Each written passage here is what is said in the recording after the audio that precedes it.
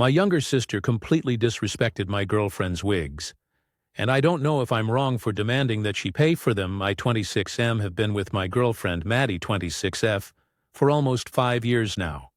We met in college, stuck it out through long nights of studying and crappy apartments, and honestly, she's become the most important person in my life.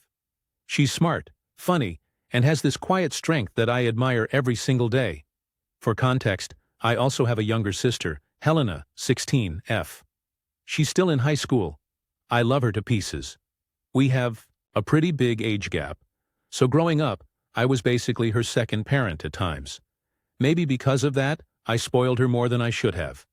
I bought her sneakers she begged for, let her play my video games when she was little, and always looked out for her, but the downside is, she's used to getting her way. My mom, Sandra, 48F, has always been soft on her too, which makes this whole situation worse. Back in 2023, life threw Maddie a curveball. She was diagnosed with alopecia universalis. For anyone who doesn't know, that means she lost all her hair. It wasn't gradual either. Her hair started falling out so quickly it terrified her. Maddie had this beautiful, long brown hair that she was always proud of, and when it started disappearing, I could see how crushed she was.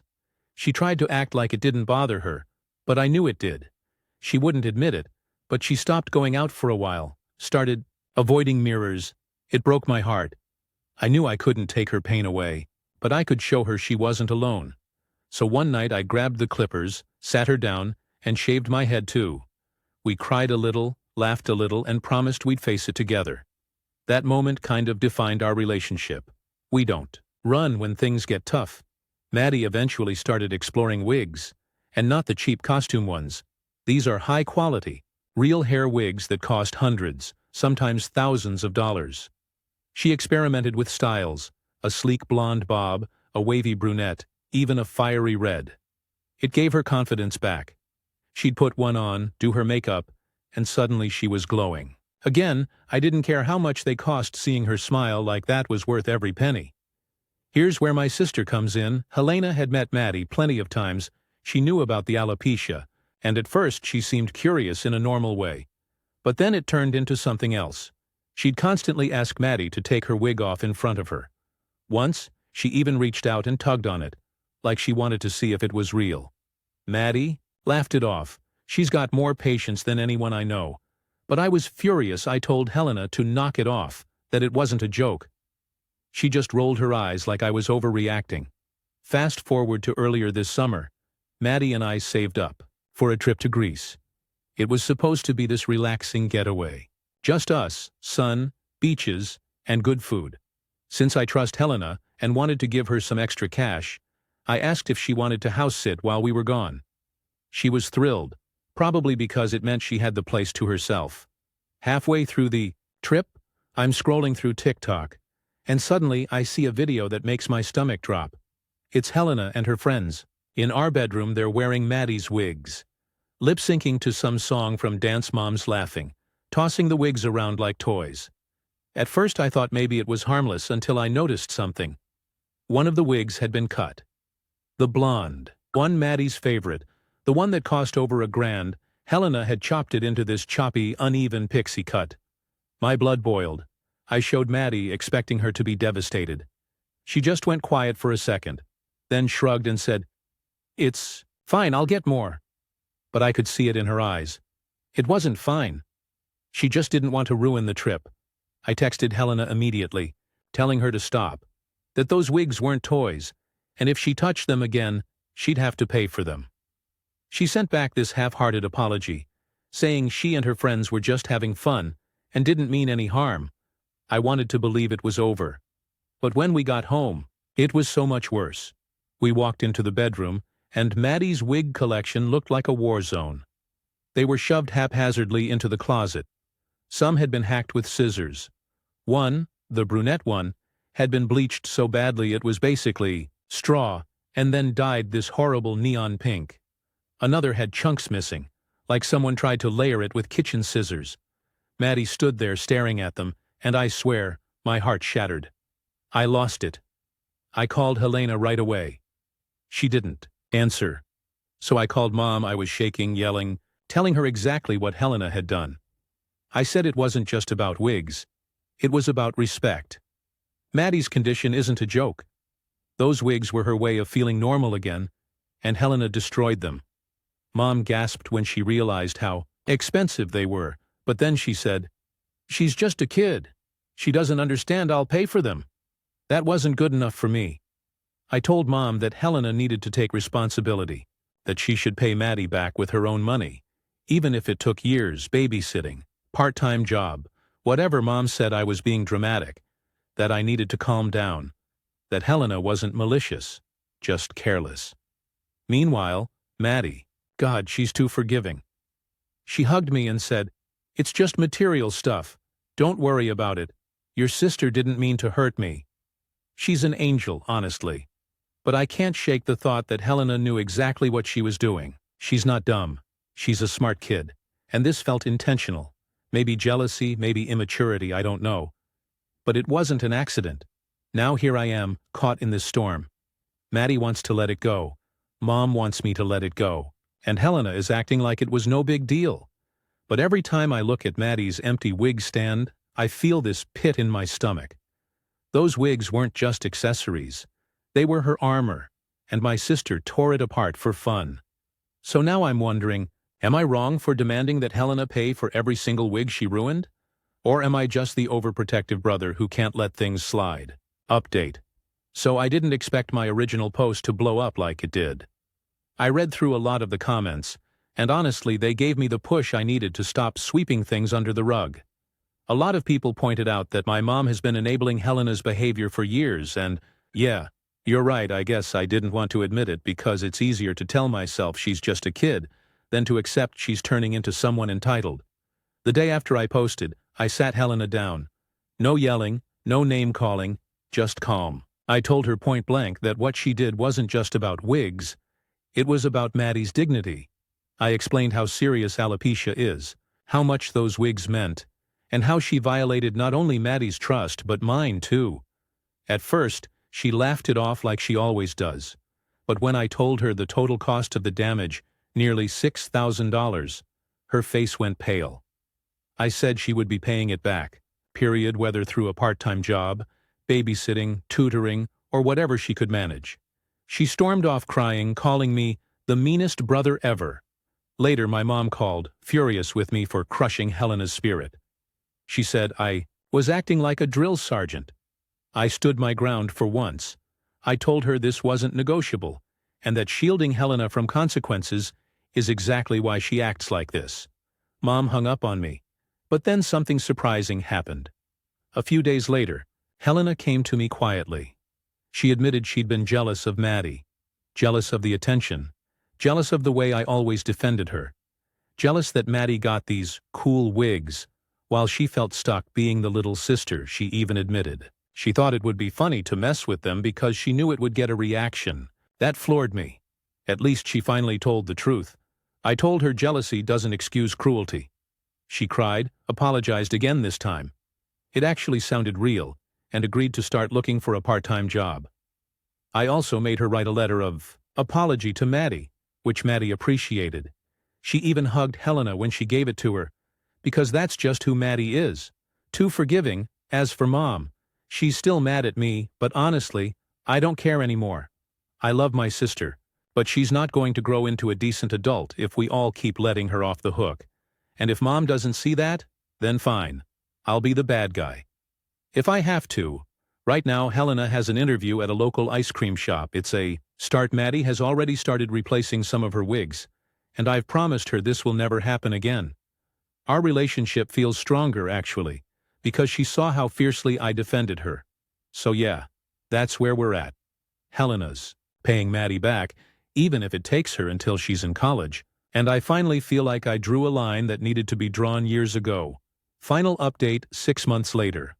A lot of people ask for closure, so here it is.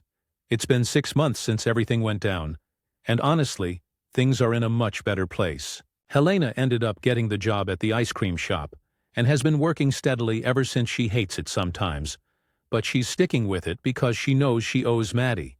So far, she's paid back about $1,200.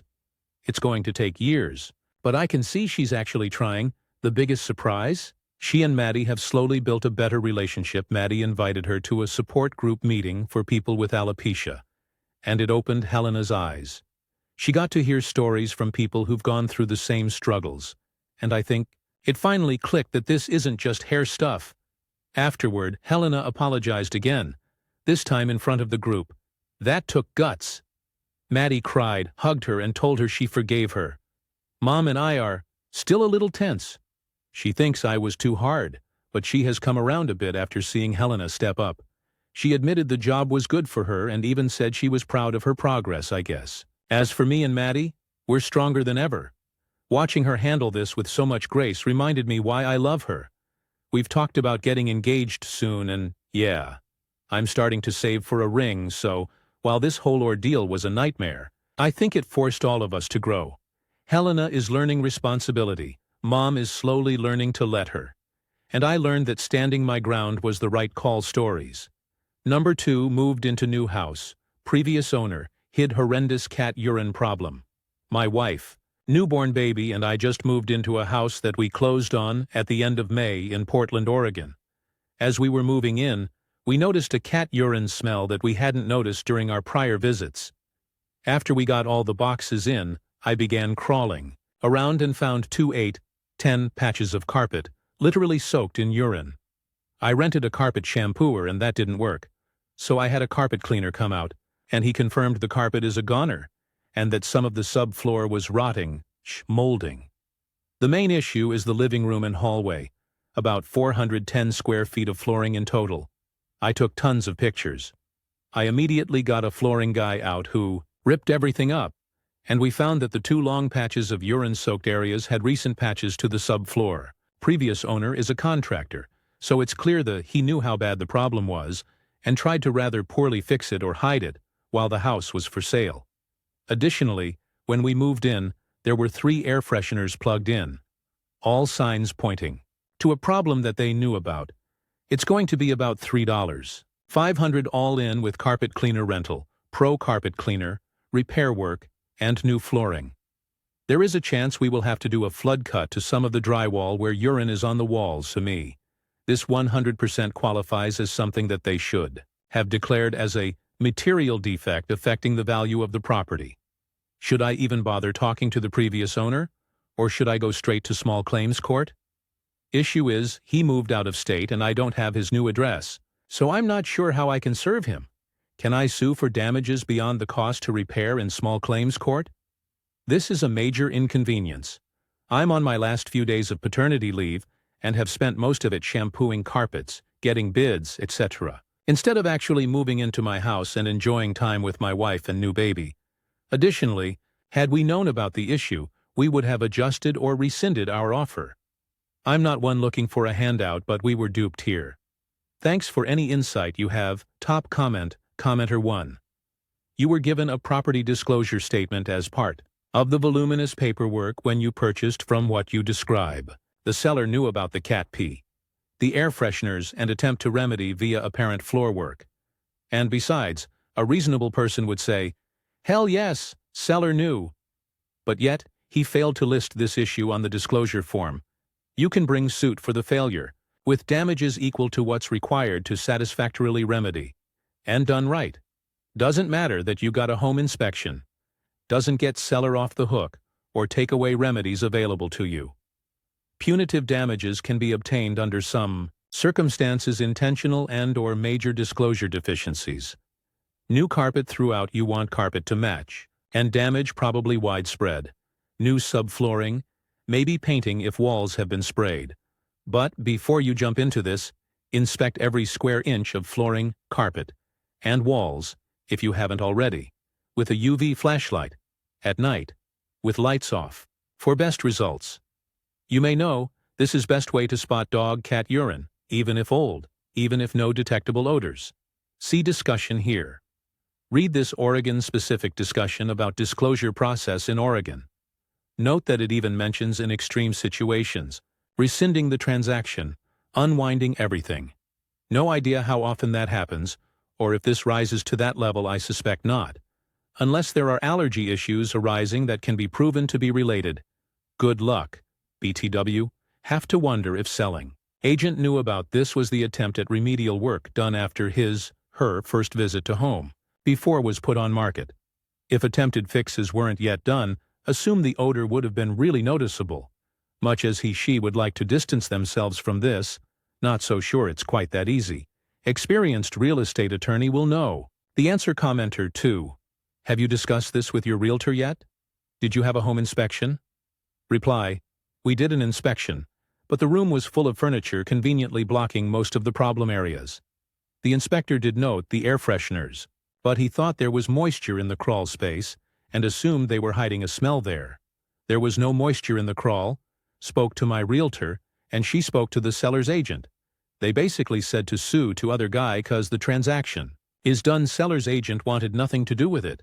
Commenter 3, of course not. B has his fee, and it is your problem. If the agent knew of the problem or reasonably should have suspected based on observations, then they are on the hook too, or whomever holds the broker license at that firm. The fact they are not willing to help out leads me to think they at least suspected. Also, if you had a home inspection done and they went under the house and did not identify a subfloor issue, that's significant. They may also be liable. The inspector may carry insurance for such, but you should not ignore their culpability here just because you hired them. Talk to a real estate attorney. Try to find one with experience in transactions, not just a guy who does closing papers or deals with surveys or zoning. Good luck. Reply, good advice. Thanks. If I do talk to the previous owner before sending a demand letter, I do plan to ask if he discussed the issue with his realtor. It was very odd how quickly his realtor wanted nothing to do with it. Who knows, maybe the realtor told them they needed to fix the issue before selling the house, and that prompted the subfloor patches that only hid the issue. Commenter 4. Dude, who is your realtor? My realtor spotted one air freshener. We unplugged it, closed some windows, waited 30 minutes walking around, went back inside dog pee. Yeah, haha. She was like, never trust a place with an air freshener. Reply, homeowner was helicoptering around us the entire time, even at the inspection SIUP, when advised. In the comments it's a small problem in the disclosure form. The last question is, are there any other material defects affecting the value of the property? The seller marked no cat pee in itself is likely a gray area for whether it applies, but the urine itself is not the sole problem. The rotting subfloor, in my opinion, qualifies as a material defect affecting the value of the property, not to mention the fact that the odor was so bad you could smell it from outside. Does this sound like a tiny problem you'd be fine with ignoring? Or does it sound like an issue affecting the value of the property? Would you buy a house with these issues, or would you want it fixed? Perhaps you are R. Kelly. Had the seller disclosed the issue and not hid it, I would have lowered my offer, asked them to repair it, or backed out of the deal. It's not just a little pee in the carpet. It's a major issue. Update 1. Since the first message, I got a consult from a lawyer, and as I described it to him, he agreed it's likely breach of contract, negligence, and misrepresentation. Most likely a home-run small claims case. I also confirmed that the house contract stipulates we should resolve claims that fall within small claims court, under $10K in small claims court. So that's where I should be handling this. The reason so much time passed since the first post is I was trying to discreetly get the seller's new address through a relatively unknown post office method, which didn't work. I also tried simply sending the demand letter to my house addressed to them with the expectation it would be forwarded. It was forwarded but was never delivered, according to USPS tracking. I sent priority mail with signature confirmation. After a few weeks of waiting for the address or for the forwarded letter to be delivered, I hired a process server in the state they moved to get their address. I got it almost instantly and resent the letter, which was delivered in the 17th today. I got a text message from the seller saying they received the letter, that they would be emailing me their response, and they made sure to include that they did not fail to disclose and did not hide anything.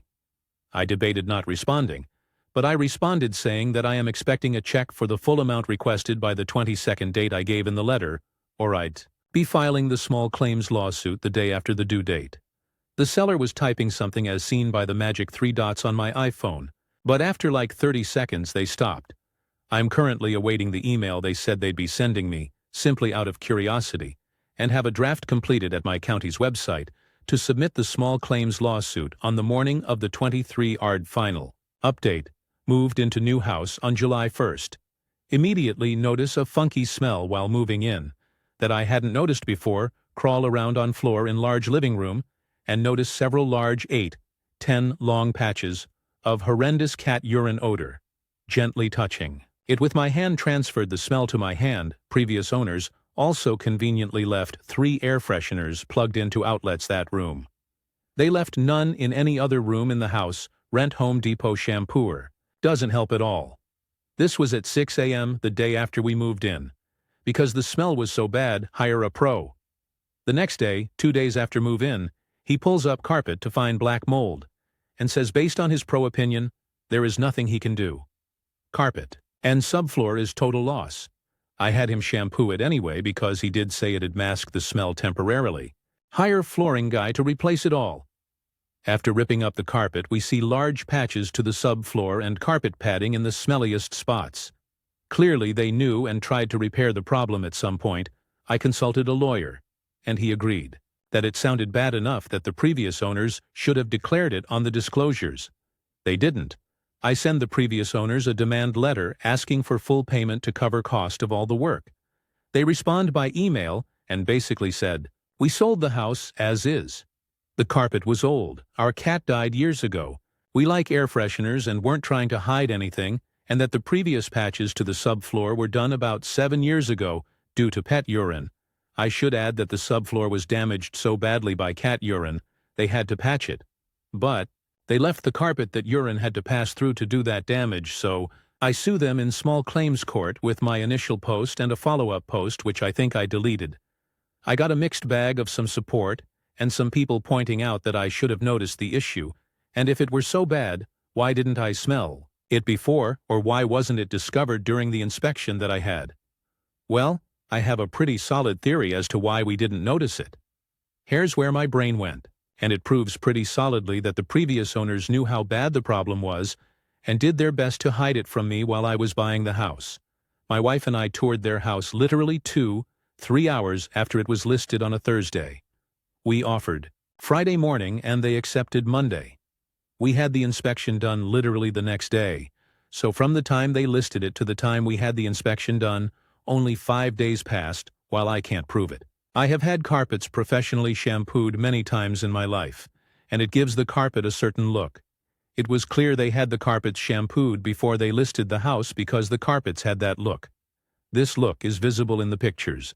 From the listing, thinking back to what my carpet shampooer said, he told me the carpet was so bad he'd only be able to mask the odor for a bit, but that it would come back, moisture and heat actually crystallize one of the chemical components in cat urine, the one that doesn't come out of carpet, and the one that smells. So while the carpet shampooing will mask it for a short period, it may in fact make it worse due to the crystallization from the heat, moisture of the shampooing. The recent carpet shampooing was likely done right before they listed it. That, combined with the 3 air fresheners, did a great job masking the smell. Remember, only 5-6 days passed from the time it was listed to the time the inspection was complete. 5-6 days of shampoo smell mixed with air fresheners. Och, I am now expecting some of you to say, well, you can't prove they shampooed the carpets. Your case is weak, and if they deny it, your whole masking theory goes out the window. At this point, I was feeling pretty defeated. It's clear they knew about it and were hiding it, but how could I prove it if they simply denied it? I then began thinking about the mold. Okay, the previous owners told me their cat died years ago. So why was there black mold on the subfloor? By the way, the mold was only located in the most egregious smelling spots of the subfloor. I have pictures of this. The mold was not everywhere in that room. A light went off in my head. Moisture causes mold. Where did this moisture come from? In their response to my demand letter, they admitted to me that their cat died years ago, and the subfloor patches were done 7-10 years ago. The only plausible explanation. They shampooed the absolute fuck out of the worst spots so severely that it saturated the subfloor in water and caused the black mold to grow. There is literally no other explanation. They had no pets in the house and the mold only appeared in the spots where the subfloor was patched. This proves they knew how bad the smell was, they knew where it was located, and they spent so much time shampooing it to try to get rid of the problem that the subfloor began to rot. As a summary, I sued them because they failed to disclose this when selling the house. The last question on the disclosures was, are there any other material defects that affect the value of the house? Way. They said no. I have proved they knew about the issue, and I have proved how severe it was. The repair work and replacement of the floor, shampooing, etc. was just under $4,000. $4,000 is a lot of money. This 100% qualifies as a material defect that affected the value of the house. The smell was so bad when we moved it. It could be detected from outside the house. I have a newborn, and it was a health risk to have her on this carpet. Had we known about this issue, we absolutely would have rather revised our offer to cover costs to repair. B. Asked for the sellers to repair properly. C. Rescinded our offer. It was that bad. It was not inhabitable. It was so bad. On 10/29, we went to mediation at our county courthouse because my county mandates you try mediation before you go in front of a judge.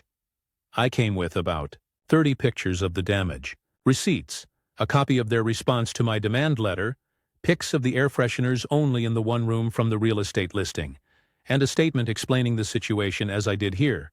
I also had the flooring guy write a letter explaining what he found upon accepting the bid. He's been in that business for 16 years. Not only was he a flooring contractor, he previously spent time working at a restoration company and was certified for mold abatement and removal. In his expert opinion, he said it's the worst pet urine issue he'd ever seen. The letter was notarized. Mediation was pointless. They offered to pay the $160 for carpet cleaning. That's it. I told them I'd settle for $3,000. They said no. I then told them I looked forward to winning when we present everything in front of a judge. They hung up the phone at that point. I just got back from small claims court. After I presented all the info to the judge, the previous owners didn't really have any sort of logical defense. They tried to say that the house sale was as is, and that they told me the carpet needed to be replaced due to pet damage. That was, in fact, a complete lie. They never said that. The judge basically said it's clear the damage was severe, and what could be proved was they didn't disclose it, and that when selling a house, you have certain obligations to be honest, and he ruled in my favor for the full amount TLDR. Moved into house. Previous owners had a cat named R. Kelly, who pee-peed all over the living room. It was not disclosed, and it was bad. I sued them and won stories. Number 3. My boyfriend is rich and doesn't know I'm not. I, 27F, have been dating my boyfriend, Nathan, 29M, for almost 2 years now. On paper, we look like the perfect couple. He's tall, kind, has this easy smile that makes strangers want to talk to him, and he's honestly the most supportive person I've ever met. But there's this massive gap between us that I don't know how to bridge. Money. Nathan works in tech. He started as a software engineer right out of college, and within a few years he was climbing the ladder so fast it made my head spin. When we first started dating, I knew he made good money. He casually mentioned he was pulling in around $130K a year, which already felt astronomical compared to me. But last year he got a big promotion, and now he's making around $200K. He doesn't flaunt it. He's not the type to brag, but it shows in his lifestyle. Nice restaurants, weekend trips, new gadgets, expensive hobbies.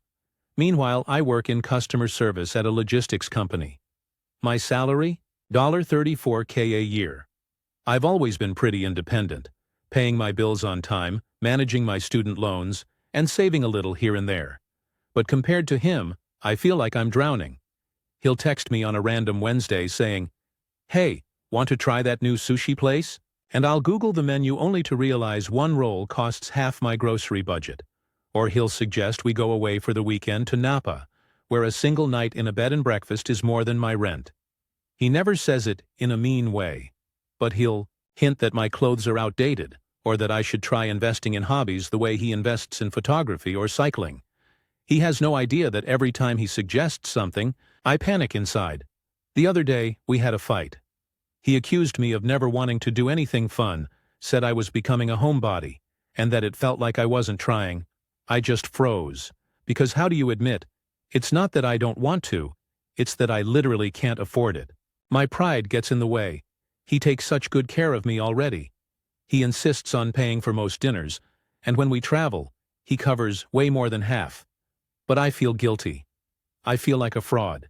He thinks I'm choosing not to participate when the reality is that my bank account is screaming every time I swipe my card. We've talked about moving in together at the end of this year. He owns his own place, this beautiful modern condo downtown with huge windows and a view that looks like something out of a movie. He's told me flat out that when I move in, he doesn't expect me to pay rent or utilities. He just wants me to contribute to groceries, or little things on paper. It sounds perfect. He's making space for me in his life in a way that feels permanent. But instead of being excited, I'm terrified. Because the truth is, I haven't been honest with him about how broke I really am. He knows I don't make what he makes, but he doesn't know the full picture. The credit card debt, the student loans, the nights where I'm eating instant noodles so I can cover car insurance. He doesn't see that version of me. Last week we went shopping because he wanted me to have a new outfit for a dinner with his colleagues. I wandered through racks of clothes, trying to find something affordable, while he picked out this gorgeous dress that cost nearly half my monthly paycheck. He looked at me like, "This would look amazing on you, why not get it?" And I just smiled and said I wasn't feeling it. Inside, I wanted to cry. He ended up buying it for me without asking, and while I was grateful, I also felt so small. Like I'm constantly being reminded of what I can't provide for myself. I've never been in a relationship like this before with my ex. We were both broke 20-somethings, splitting bills and making pasta 5 nights a week. With Nathan, I feel like I'm living in someone else's world. And the scary part is, he genuinely doesn't notice. Money is just background noise to him. To me, it's everything I can't stop thinking. What happens when he realizes how different we are? Will he think I'm using him? Will he get tired of always footing the bill? The guilt is eating me alive. I love him. I love how he makes me feel safe. How he listens when I rant about work. How he rubs my back when I'm stressed. But I also feel like I'm hiding this massive truth. That I'm not his equal, at least. Not financially. And every day I don't say something, the gap gets wider. Has anyone else been here before? How do you navigate a relationship where one person makes 6 figures and the other is barely scraping by? Do I swallow my pride and admit I'm broke? Or do I keep trying to keep up, even if it kills me? Update: I didn't expect so many people to respond to my post, but reading through the advice, the common theme was clear. I needed to talk to Nathan. Hiding, it wasn't sustainable. My hands were shaking as I scrolled through comments late at night, because it forced me to face what I'd been avoiding. I was building a relationship on silence, and eventually it was going to collapse. So a few days later, I sat Nathan down in his condo. We were having dinner, and I could barely eat because my stomach was in knots. He asked me what was wrong, and I just blurted it out. I can't keep up with your lifestyle. I feel broke all the time, and I've been hiding it from you. For a second, he just blinked at me, clearly caught off guard. I rushed into everything. My salary, my student loans, the credit card balance I'd been carrying, the fact that I sometimes skipped meals to make sure I could cover bills. The words tumbled out of me like a dam breaking. I couldn't even look him in the eye. I was staring at my hands, expecting him to look disappointed, maybe even angry. Instead, he reached across the table and held my hand. "Why didn't you tell me sooner?" he asked softly. I told him I was ashamed, that I didn't want him to think I was using him, or that I couldn't contribute, or that I wasn't good enough for him. He squeezed my hand tighter and said, "You're not with me for my money, you've been with me since before I got this promotion. You loved me when I was still figuring my life out, and you've never once asked me for anything that tells me everything I need to know." I cried, like full-on ugly cried, because the relief was overwhelming. He told me he never wanted me to feel like I had to match him dollar for dollar, that he'd always known we made different salaries, but he didn't realize how much pressure I was putting on myself. "I don't want a girlfriend who's financially identical to me," he said. "I want you. And part of loving you means making sure you're not stressed about stuff like this." We talked for hours. He admitted he grew up in a comfortable middle-class family, where money was never a huge source of anxiety. He said he had no idea what it felt like to choose between groceries and bills. He told me he wanted to learn, though. He wanted to understand where I was coming from so he could be more thoughtful. The biggest surprise? He offered to help me make a plan. Not to take over, not to swoop in and erase my debt, but to sit with me and figure out a budget together. He even pulled out his laptop and showed me his own spreadsheets, how he tracks his investments and savings. Then he asked if I wanted him to help me build my own version. Something realistic for my salary and situation. I don't know how else to describe the feeling other than lighter. For the first time in months, maybe years, I felt like I could breathe. He wasn't judging me. He wasn't pitying me. He just wanted to be on the same team. We're still figuring it out. I told him I still want to contribute when I move in, and we agreed that I'll cover groceries and smaller household expenses, while he'll handle the mortgage and utilities. He said that's more than fair. He also promised to be more mindful when suggesting expensive outings, and we even made a list of date ideas under $50 together. Honestly, it was fun. We realized we don't need to spend hundreds to have a good time. I'm not saying all my anxiety is gone. I still feel a little insecure when he buys me something nice, or when I see the gap between our paychecks. But I'm starting to believe that maybe it doesn't have to define us. Maybe relationships aren't about keeping score. They're about finding balance. And maybe, just maybe, I don't have to feel so ashamed anymore. Final update 6 months later. So we officially moved in together 3 months ago. I'm writing this update from Nathan's condo. Well, our condo now. My clothes are in the closet. My books are on the shelves. And I even have my little coffee station in the kitchen that he built for me because he knows I can't function without my morning latte. It feels like home in a way I didn't think was possible. I won't lie. The first month was an adjustment. I kept waiting for the other shoe to drop. For him to suddenly resent me for not paying rent, or for me to feel like a guest in his space. But that moment never came. He's consistent. He's patient. When I got emotional about feeling like I wasn't pulling my weight, he reminded me of the conversation we had months ago that we're a team, and my contributions don't have to look the same as his. Something that helped was creating a joint budget. Every Sunday we sit down together and go over the week's expenses.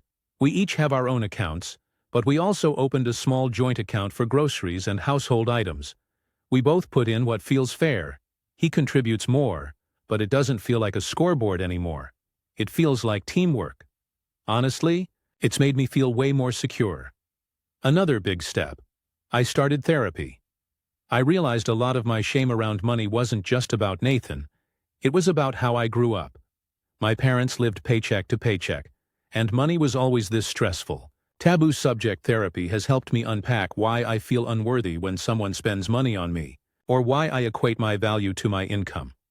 Nathan has been supportive the whole way through. He even offered to help cover sessions if I ever need it.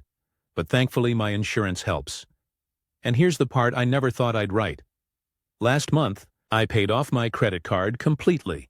Nathan didn't bail me out. I did it on my own, using the budgeting system he helped me build. The look on his face when I told him, I've never seen someone so proud. He surprised me with a homemade dinner and a little cake that said, "Debt-free Queen" in frosting. I cried again. I cry a lot, apparently. Do I still feel the income gap? Of course, stories. Number 4. My sister-in-law, Julia 31F, gave birth to her daughter, Amanda, 11 weeks ago. And things have spiraled into one of the hardest family situations I've ever experienced. For context, I live in the US now, but my family is originally from Europe. I'll be honest, I've never written something this personal online before, but I've been reading similar posts and decided maybe putting it down will help me process. When Amanda was first born, my brother, Mark 33M, and Julia seemed over the moon. Amanda was tiny but beautiful, with a head full of dark hair and the biggest eyes. But very quickly, problems started showing. Amanda wasn't gaining weight. She wasn't hitting the charts properly, slipping lower and lower until she fell into the 0.1 percentile. From the outside, it looked like she was starving. Julia, though, was obsessed with breastfeeding.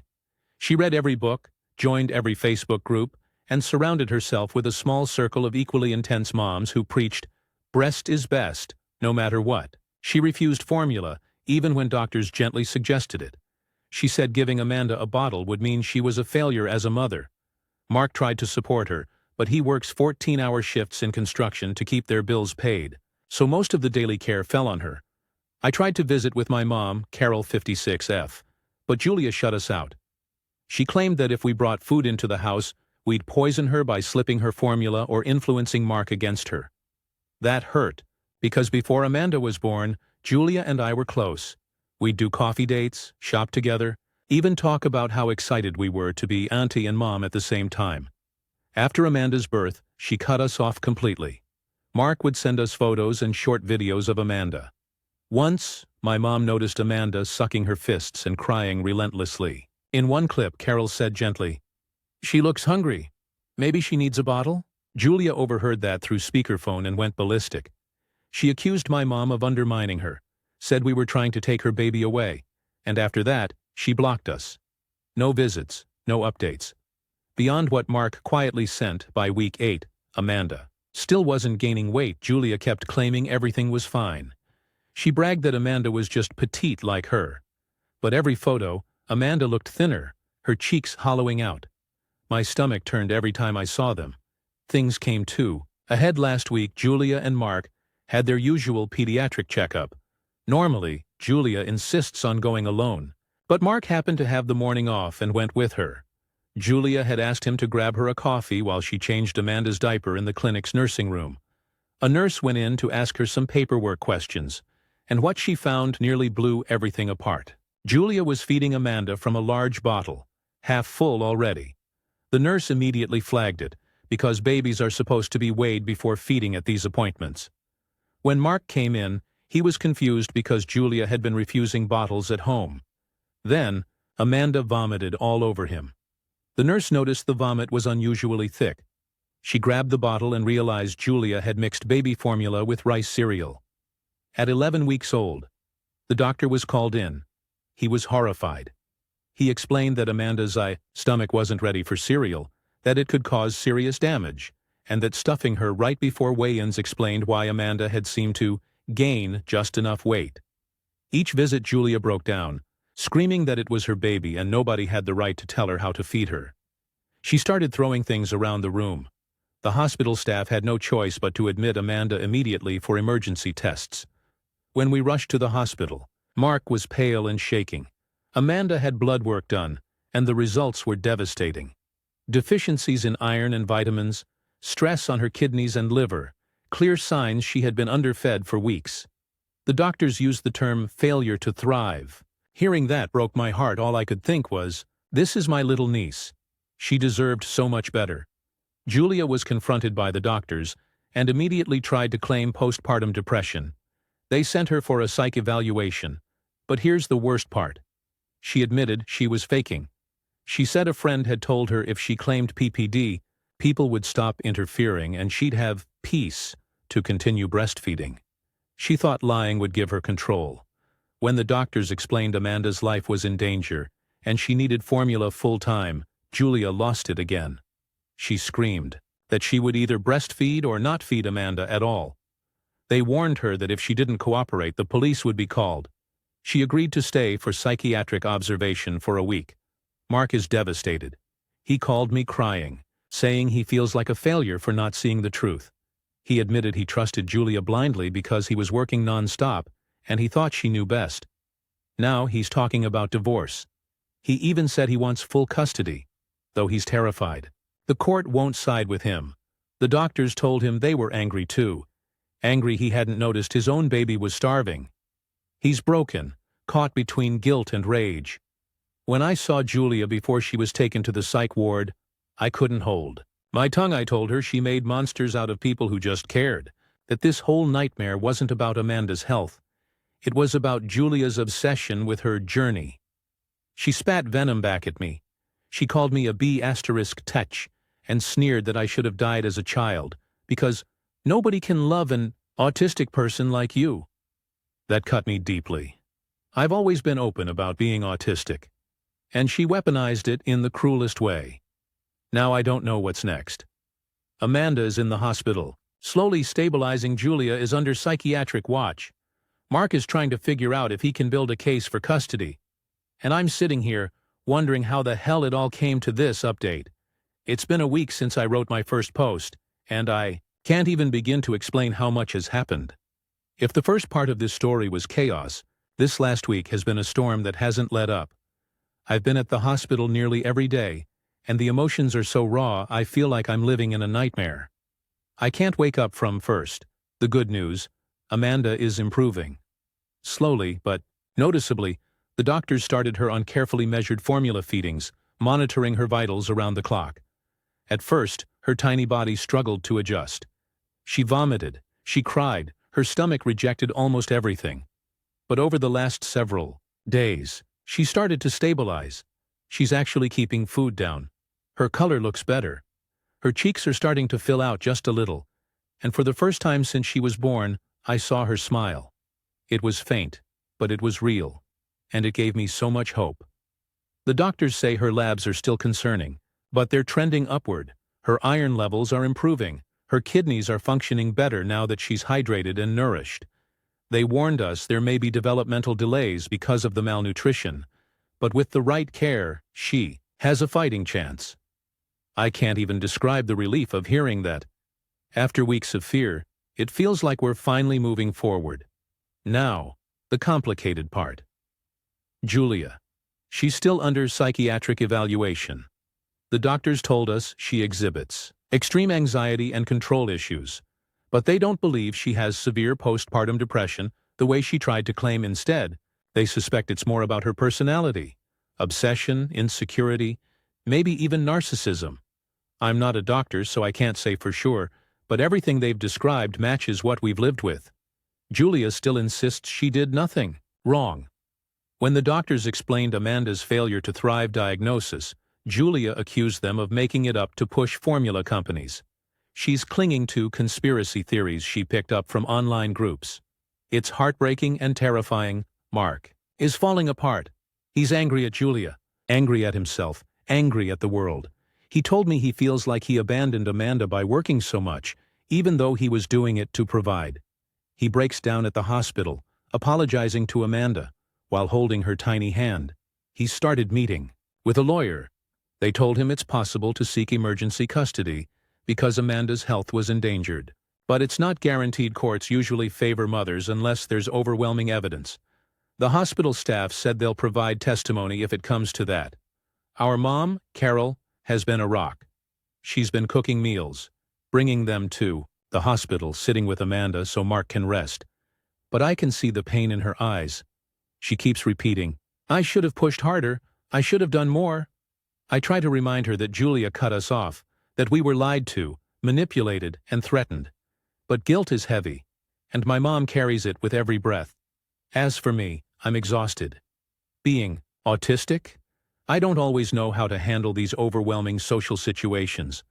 Hospitals are loud and bright and confusing, and Julia's cruel words about me keep replaying in my head.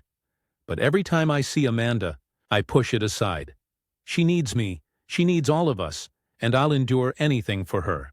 The social workers have gotten involved now. They sat down with Mark and explained that if Julia doesn't pass her psychiatric evaluations and refuses to cooperate with treatment, Child Protective Services might intervene. That terrified Mark. He doesn't want Amanda lost in the system. He wants her safe, with family.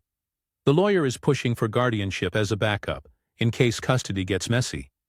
Yesterday, Julia was allowed a supervised visit. I wasn't in the room, but Mark was. He said she held Amanda like nothing was wrong, cooing at her, saying, "Mommy's here, everything's fine." But when the nurse tried to feed Amanda with a bottle, Julia snapped. She tried to rip the bottle away, saying Amanda doesn't need poison. The staff had to step in. Mark told me he's never felt such rage in his life. That was the moment he decided, once and for all, he can't let Amanda go back home with Julia alone. The doctors and nurses are documenting everything. Every visit, every outburst, every refusal. They told us that these records could become crucial in court. Mark is terrified of what's ahead, but for the first time, he's resolved. He said to me last night, "If I have to work 20 hours a day to keep her safe, I'll do it. I won't let Julia hurt her again. I don't know what's going to happen next. There are so many moving pieces. The legal battle, Julia's evaluation, Amanda's health. It feels like standing on shifting sand. But one thing I know for certain. Amanda deserves better. She deserves safety, love, and nourishment. And I'll fight beside Mark to make sure she gets it." Final update. It's been 2 months since Amanda was admitted to the hospital. The last 8 weeks have been an emotional roller coaster, but I finally feel ready to share what happened next. Amanda is thriving now. The doctors adjusted her feeding schedule, monitored her growth meticulously, and made sure she was getting all the nutrients she had been missing. It was a slow process, but finally, she's gained weight steadily. Her blood tests normalized, and she even rolled over for the first time last week. Watching her little fingers grasp mine, seeing her smile without distress, it feels like we finally got a glimpse of the baby she was meant to be. Every coo and giggle is a reminder that she's safe and loved. Julia's situation took a dramatic turn. After a week in psychiatric observation, the doctors concluded that she needed intensive therapy for her control issues and obsessive tendencies rather than PPD. She was referred to an outpatient program. But the hospital made it clear she could not be left alone with Amanda until her mental health was stabilized and she demonstrated safe parenting skills. She's bitter. Of course, she refuses to acknowledge the severity of what she did. And she still rants about attacks on breastfeeding whenever anyone talks about formula or feeding schedules. Mark took swift legal action. He filed for emergency custody, citing neglect and endangerment, using hospital records and documented incidents of Amanda being force-fed cereal prematurely. The court granted him temporary custody, and he's now the primary guardian while Julia is under supervised visits. Only, the judge emphasized Amanda's safety and well-being as the top priority. Julia protested, but the evidence was overwhelming. She now sees Amanda only during supervised sessions in a hospital or childcare setting, and even then, a social worker is present. The whole family has rallied around Mark and Amanda. Mom, Carol, and I take turns helping with childcare and household needs. The weight of Amanda's health and recovery has bonded us closer than ever. Mark is still working long hours, but he's learned to balance providing with being present. He's attending parenting workshops, talking to pediatric nutritionists, and learning to recognize the signs of a baby in distress. For the first time, he feels confident in his role, not just as a provider, but as a father. As for me, my relationship with Julia is essentially over. She's blocked me on social media and refuses contact, but I've come to terms with it. My focus is on Amanda, making sure she feels loved and safe. I've also been processing my own trauma from the situation. Therapy has been a huge help. I've learned how to cope with Julia's verbal abuse, the guilt I felt for not noticing earlier, and the overwhelming anxiety of being powerless during Amanda's critical moments. Every time I visit the hospital or the new guardianship-approved childcare, I see Amanda thriving. She now sleeps well, feeds well, and is growing along a healthy trajectory. The doctors are optimistic that with continued care and proper nutrition, any minor developmental delays caused by early malnutrition can be mitigated.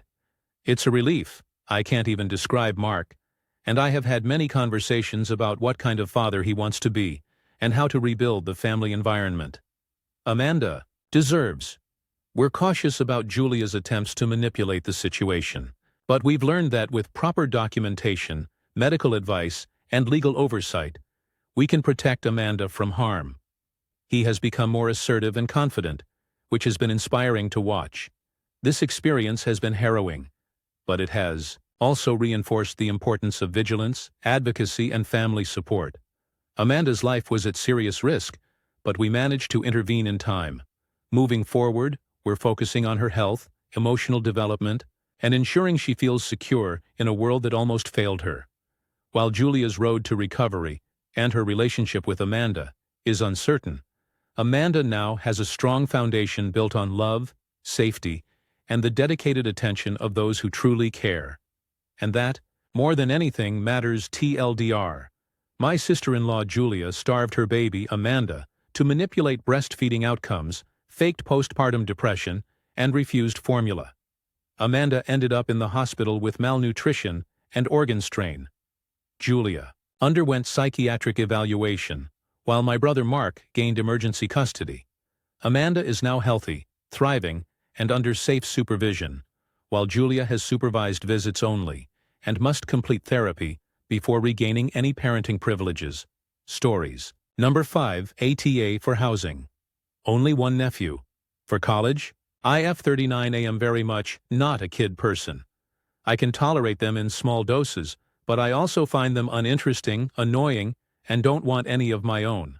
I'm well aware that some find my child unfriendliness off-putting, and can strategically fake it until I make it. Most of them time I just prefer to avoid situations, relationships where I'm expected to interact with kids, but when I can't, I radiate "don't talk to me" energy to deter them, and will try to pawn them off, redirect them, and escape.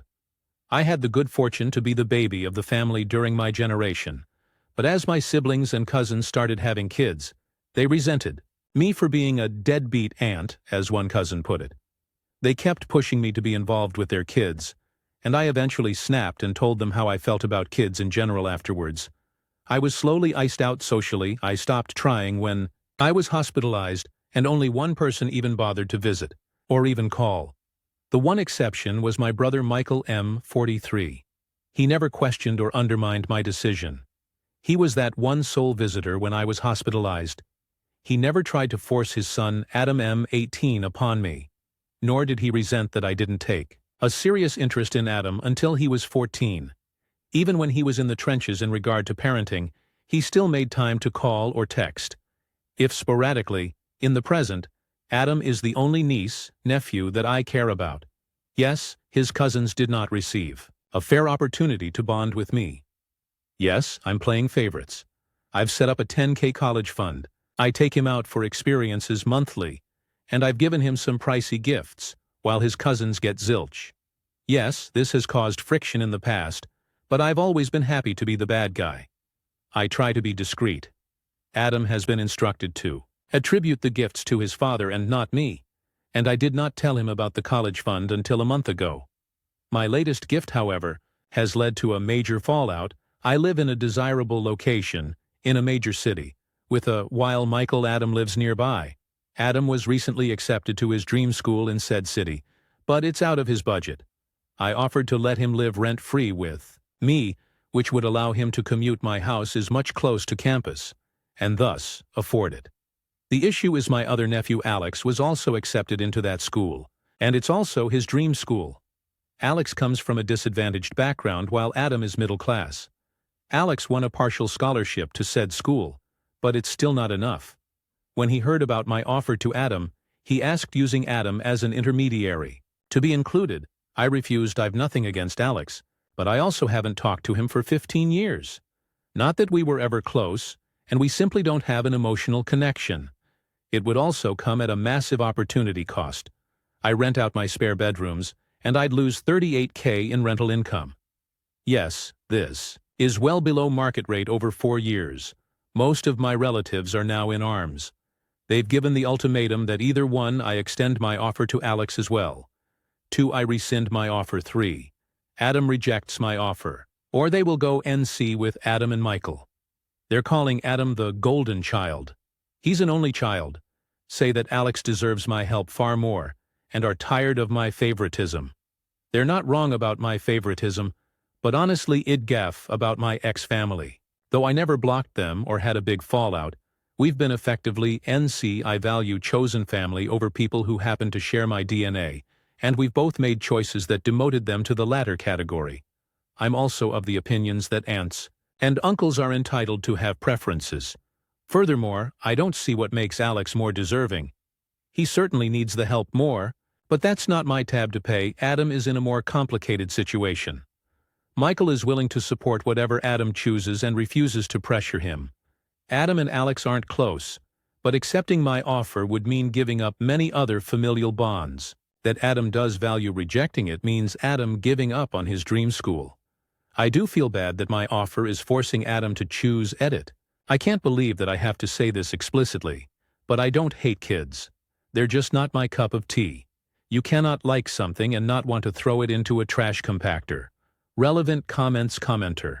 1. NTA family who iced you out for years. Doesn't get to make demands about your money now. Downvoted commenter. IDKK have to ask why a whole family has iced out OP. I find it hard to believe OP did absolutely nothing to warrant that. And given this post I can kinda see why. Reply. It's so heavily implied in the post that I didn't think that I needed to state it out loud. Explicitly, I'm not a kid person. For many people, including my bio family, there is no space in between adoring children and wanting them to die horrible. Death's downvoted commenter 2. You're technically right. But YTAIMO. How are you Serpseed? Your family stopped being interested in seeing you when you told them you hated their kids. Apparently they were supposed to basically have an entirely separate, kid-free relationship with you? Reply. Never said hate, just not interested in hate and indifference are totally different things. I hate and will go out of my way to squish every mosquito I see, but I'm okay with spiders, even if I'd rather they not be in my house. And yes, you can have a relationship with a person and not their kids, because some parents have a life and sense of self. Independent of their kids, Michael was able to do it. I have 2 parents' friends that were able to do it. It's not impossible. Commenter 2. NTA. Please sit down with Adam and Michael so the 2 of you can explain everything to him. It is not fair that they are going to ostracize him for saying yes. Go your offer. Because of that, he needs to know the truth in the event it does happen. And hopefully understand that they are taking the issues they have with you out on him. At least this way, if he says yes, he knows the why behind their possible behavior. And I'd probably take Alex have a phone call and explain it to him too, because he too is of age to understand what relationships can get you, or how the lack of relationships can close doors. Reply, I don't think that I should have to explain it to Alex. Even at his age, it was pretty intuitive to me that there is a direct correlation between how close your relationship is with someone and how big a favor you ask of them. Michael already knows, and he and I have explained the situation. To Adam already? Commenter 3. Wait. Your family is going to punish your brother and his son for a decision you made? Did I get that right? I understand why they would do that. You are beyond their reach in terms of their ability to punish you. So they are going to punish the innocent. How fucking cruel. Unfortunately, OP, you have no tools to use against your asshole family Q. Do you really think the broader family will cut off your brother and his son? Are they really willing to go that far? Or do you think some of them will break from the family and maintain that relationship? Can this fracture the family? And can your brother and son use that threat of fracture against them? In your shoes, I would be very tempted to go out with both of my middle fingers in the air. If you get my drift, NTA. Quite the opposite. You are a woman of vision and humanity. Don't let this change you. Reply. If Adam and Michael have to use the threat of familial breakup to cow relatives into submission, then perhaps they aren't worth the effort of keeping in his life. The ones that would keep in touch would have done so anyway. Commenter 4, NTA. Go do your thing and focus on the people who have shown they actually care about you. A bit of advice is that you should learn to bend the truth when it suits you. For example, this whole housing thing and renting out rooms and whether or not you can accommodate Alex is a situation where a bit of deception would have gone a long way. For example, when asked if you can house Alex, you could have said, "Sorry, I don't have any space in the house, and all the current tenants have over 2 years left on their leases. I had no idea Alex was considering university in my city, since we have not spoken in many years." Update, AITA for housing. Only one nephew for college? I saw a few questions in my last post that I wanted to address. Why not try to form a bond with Alex now? He comes across as a gold digger and disingenuous, seeing as he was perfectly happy being distant from me without something to gain. Why distance yourself for Alex's parents' sins? I didn't. I just don't have a reason to try to form a bond with him. Just like I don't have a reason to connect with cashier at my local grocery store. Many people that didn't meet by circumstance meet because of a social lubricant that brought them together. Nephew ties are facilitated by said aunt's ties to the child's parents' wider family, and said ties do not exist in this case. A relationship with Alex might also be a liability if our relatives try to weaponize it in some way, And given that they already tried with Adam, I'll pass. Why didn't you put your bio family on an information diet? I did. Unfortunately, I suspect that Adam slipped up during his excitement at being given the chance to attend his dream school after thinking that he couldn't. I've always stressed the importance of secrecy, but up to this point he's never experienced conditional love and, in his naiveness, believed the best from his relatives. It's a lesson that I wish he'd learned in a different manner, but what's done is done. I did see the suggestion about claiming that I have a long-term lease on my other rooms, and that probably wouldn't work. My relatives would probably demand that I try to break the lease, taking on the penalties, or that Alex and Adam share a room. Could you compromise? Is there a win-win solution for both Adam and Alex? Maybe let them share a room? Perhaps, but you never negotiate with bullies. It sends the wrong message. Also, it would be incredibly awkward and tense between Alex and I. Never mind Alex and Adam. Who would be living in the same room? Why not just rent out the room and send Adam the proceeds so he can get a room elsewhere? My rates are well below market value, and it would not cover the cost of a room elsewhere in the area for Adam. I could raise the price to market value. But then I'd have to explain to said potential tenants why they're being charged so much more than the tenant that I already have. I also don't want to raise my rates on principle. I don't like that landlords' private equity are intentionally squeezing the housing market. The only reason why I'm renting out my rooms is because they'd be sitting empty otherwise, and offering them cheaply was a compromise between pragmatism and my values. I actually would have preferred a smaller place, but there weren't any smaller houses that ticked off my non-negotiable requirements.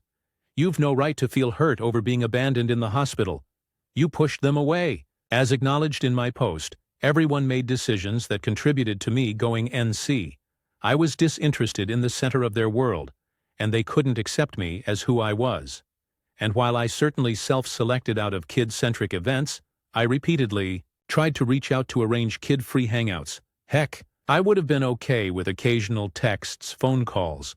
That was literally the only way Michael and I stayed in touch until Adam was 7. And the hospital incident didn't hurt me so much as it was the final nail that ended any hope of reconciliation. I was well aware that our relationship was fraying well before the incident update. As for the actual updates, Michael, his wife, and I were gearing up to have a talk with Adam to discuss his options, go over the pros and cons and long-term effects, reaffirm our support, and nudge him in the right direction.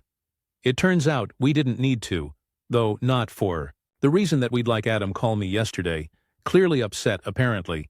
His cousins have been talking smack behind his back, saying some really nasty and cruel things and targeting some of his deepest insecurities. Even if he wanted to make peace with Alex, it wouldn't be possible now.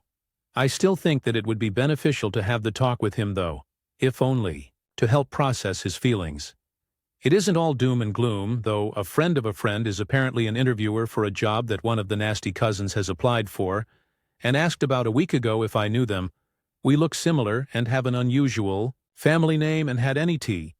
No, I was not listed as a reference. I didn't know the cousin well enough to comment back then, but now, guess who's going to get a call and a warning not to hire that cousin due to bad character? Did I also mention that said job was in a small industry with typically only one employer per area?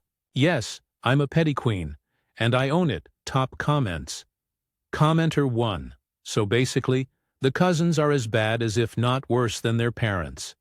It sounds to me like the only relatives that don't have to be worried about being screwed over by others are you, Adam, and his dad. The rest are stuck with the other self-serving assholes. Commenter 2. I fully support the pettiness FAFO in action. I think it would have been hard for Adam not to tell any family members that he was living with you for several years, so it's a good lesson for him. Commenter 3. Your story fascinates me because Reddit so often supports people who set boundaries and condemns entitled people. The boundaries you set, however, are sparking a lot of backlash this time around. You sound to me like someone who has accepted the fact that your personal preferences make you intolerable to your family, except Michael and his wife, who did not force Adam on you until he was well out of the toddler stage. Perhaps I identify with you because my partner and I are also not baby or toddler people, which is why we chose to adopt older children. Our daughters are now in their 40s and living happy, productive lives. Only did we not suffer for avoiding young children in our case, it was a huge benefit to our daughters, whose odds of being adopted were not good. We adored them almost from the day we met, and we are so grateful we had the opportunity to form an awesome family. Please make sure Michael's family knows what a wonderful gift they gave you by respecting your decisions and not jumping on the family bandwagon of, love me, love my kids. Adam should not be vilified nor shunned for having great parents. Good luck. Commenter 4. Still NTA. It's a shame Alex and the other cousins haven't escaped the conditioning of their parents and remain petty, backstabbing, entitled emotional parasites with aspirations to be gold diggers. Adam now has incentive to get as far from the family crab bucket as humanly possible. It's a painful lesson, but one better learned now when he's got a whole life of freedom ahead of him, before they could truly exploit him. You're a good aunt. Also, it's not petty. It's karma.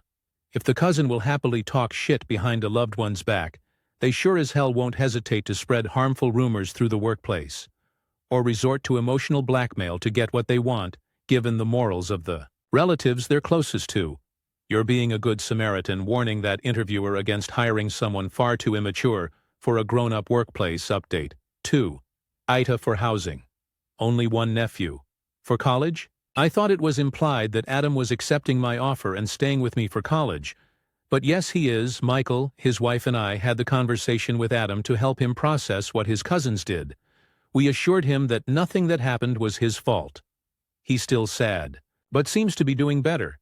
Speaking of my plans, I did make the call to the said acquaintance about my cousin. They mentioned that said cousin had been neck and neck with their competition, and there was one final, inconveniently timed for the acquaintance interview, and they outright thanked me for giving them an excuse to cancel. The petty bitch in me also decided to look up nearby similar jobs and found that, unlike one I just blocked the cousin from, they were not unionized, likely mismanaged, and paid considerably less. The cherry on top is that when I told Adam, he seemed really happy, and added that the site for the job that the cousin just lost was a 10-minute commute. His mom scolded me for being childish, but her face said otherwise. Unless something unexpected happens, I expect that this will be the final update. Top comments. Commenter 1. You're petty, I like you. Commenter 2. It's not being petty.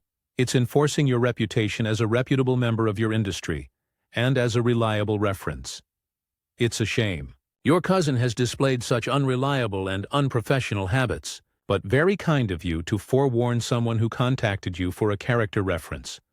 Such a shame your cousin never made the effort to be someone worthy of a good reference, or at least was decent enough that you'd have nothing negative to say. Karma commenter. 3. NTA. Well, Alex had it coming with his ultimatum and the overall terrible behavior. You have Adam's back. The rest of your hunchbacked relatives can kick rocks. Stories number 6. AITA, if I expose my mom's money problems to my dad after she spent my tuition? I 20F have always supported my mom 43F, even financially, and I usually try to understand her side. My dad 44M works overseas and sends money twice a month for groceries, bills, and school. He usually sends it to my mom, who then distributes it. Earlier this month, my dad came home after working abroad for 6 months. He had all our expenses mapped out, including my tuition since I'm an incoming second-year aeronautical engineering student, which is really expensive where I live. He gave my mom around $1,000 for my enrollment fee, and that is like 60% of the whole tuition fee. What my dad didn't know was that I still had a $350 balance from my previous semester. My mom used part of the $1,000 for that balance, and I agreed not to tell my dad because I trusted she'd figure out a way to cover the rest. Fast forward to last week. I finished my documents, reserved my enrollment, and was waiting for the tuition payment. That's when I found out my mom had already used the remaining money for reasons she won't explain. She's been trying to recoup it, but nothing has come through prior to that. She told me she'll never touch my enrollment money since it'll be hard to recover. Today is the last day of late enrollment. If my tuition isn't paid by 6 p.m., I lose my slot. I've already missed 2 weeks of classes, including major and lab subjects, and I completely broke down. I told my mom, I'm tired of always having to compromise because she borrows or misuses money. I told her if this continues, I'll have no choice but to tell my dad everything. Not just about my tuition, but also about her gambling and borrowing habits I've helped cover up for years. The problem is, if I tell him, my parents will have a huge fight, and he'll never trust her with money again. But I'm exhausted. And now my education is on the line, AITA, if I finally tell my dad the truth? TLDR. Dad gave my mom $1,000 for my college enrollment. She used part of it to pay my previous semester's balance and spent the rest for unknown reasons. Now I'm about to lose my slot because tuition isn't paid, and I'm considering telling my dad the truth about her money mismanagement and gambling, even though it'll cause a huge fight, ATA? Sum of comments. Commenter. First of all, I'm sorry you're on this situation. Honestly, I know it's difficult supporting someone when you know you shouldn't. I've been here. I don't think your mom will pay until THD deadline. And even if she will, what about next semester? Or something else important, your NTA for telling your dad, but you're one for not telling him sooner. If he finds out you covered for your mom, he might be mad at you too, rightly, so be completely honest to him and prepare for a changed relationship with both parents. Reply. Engel. She already did this too last year, even using the money I earned from doing art commissions to lay her debts. The only time I managed to use that money for myself was when I bought a gaming keyboard. I didn't really tell him at first, since before she managed to recover it. It's just now that I can't really tolerate it now because I benefited from it before. Though I know my faults, commenter. That doesn't surprise me at all. Mind explaining how you benefited? I don't get that part, but maybe it's just my tired brain. Lol. Reply. Like, I'm actually not sure if this is called benefiting, but like, her borrowed money makes me buy stuff which I actually need, but still borrowed money she can't pay on time nonetheless. Commenter. Wouldn't call that benefiting. If she was responsible with the money, she would buy it without problems. She spends the family's money on gambling and God knows what.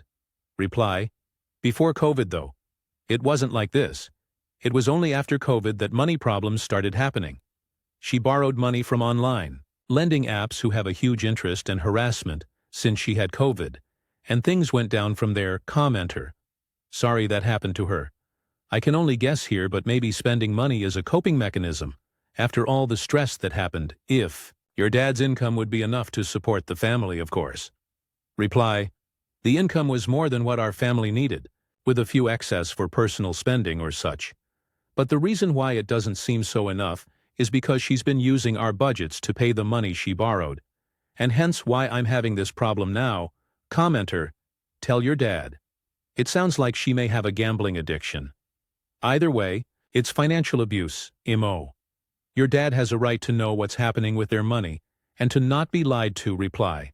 I actually considered telling him multiple times, but I'm just afraid of what the consequences will be, as the last time this happened. They had a huge fight, and Dad wanted an itemized list of expenses. It was only recently he went lax, and this is what happens. To another comment urging UP to tell Dad, I actually gave her until 5 p.m. to settle it. Though IDK if she'll be able to, I just want to cry thinking about it. Commenter. NTA. Talk to your college to see if they have any aid or emergency fees. Reply. They don't accept promissory notes, and I've actually reserved the enrollment last week. We're given a week to settle that, and the spot will be given to others. Update. My mom threatened me by saying if I tell my dad, there would be a huge fight and they might separate, and that Dad won't want to see Mom again. One of comments. Commenter. Definitely NTA. Your father deserves to know the truth. Your mother definitely needs to be held accountable for her actions. If it means he'll never trust her with money ever again, then so be it. If your mother complains, tell her, actions have consequences. Reply. It's kinda hard to say that to Mom since I'll be labeled as an ungrateful child. I live in a very religious Asian country. I don't want my family to be broken, but at the same time I can't tolerate this anymore. Another update for y'all.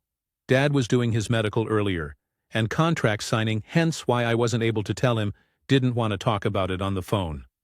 The moment he got home, I immediately told him about the situation, and while he was not mad at me, I could sense his disappointment, which I understand. I explained the whole situation, and after that, he went to confront my mom via call since we're in the city, and my mom is at our hometown. After a bit of grilling, Mom eventually confessed that aside from using the money to pay back the money she owed other people, she did use some for gambling in hopes of having a higher return, which unfortunately did not happen. They had a talk about it. I could sense that Dad was holding back, and Dad is now requesting a list of all the people she owed, and how much, though she has yet to reply. Dad also managed to find a way to get the funds for my enrollment. Fortunately, it didn't become a reason for them to separate, though he has told me that he'd be sending the money directly to us, my siblings and I, from now on, especially our allowances. I have no idea regarding the bills and groceries. Anyway, thank you all so much for your insights, as it helped me make the right choice, which I did. And hopefully it helps Mom to overcome her gambling and tendency to borrow from other people. I'd be reporting to school tomorrow and appeal if they could still slip me in an available slot, and will update. 2 of comments. Commenter: by any chance, are you Filipino? I know some people like your mom who ends up in huge debt from gambling and borrowing money for gambling, to the point they'll lie about what they need the money for when borrowing.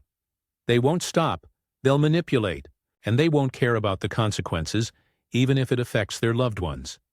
It's good your dad will now be sending the funds to you and your siblings, but just make sure the money is sent, kept safely in your own bank, that your mom has no access to, and to only give her what she needs.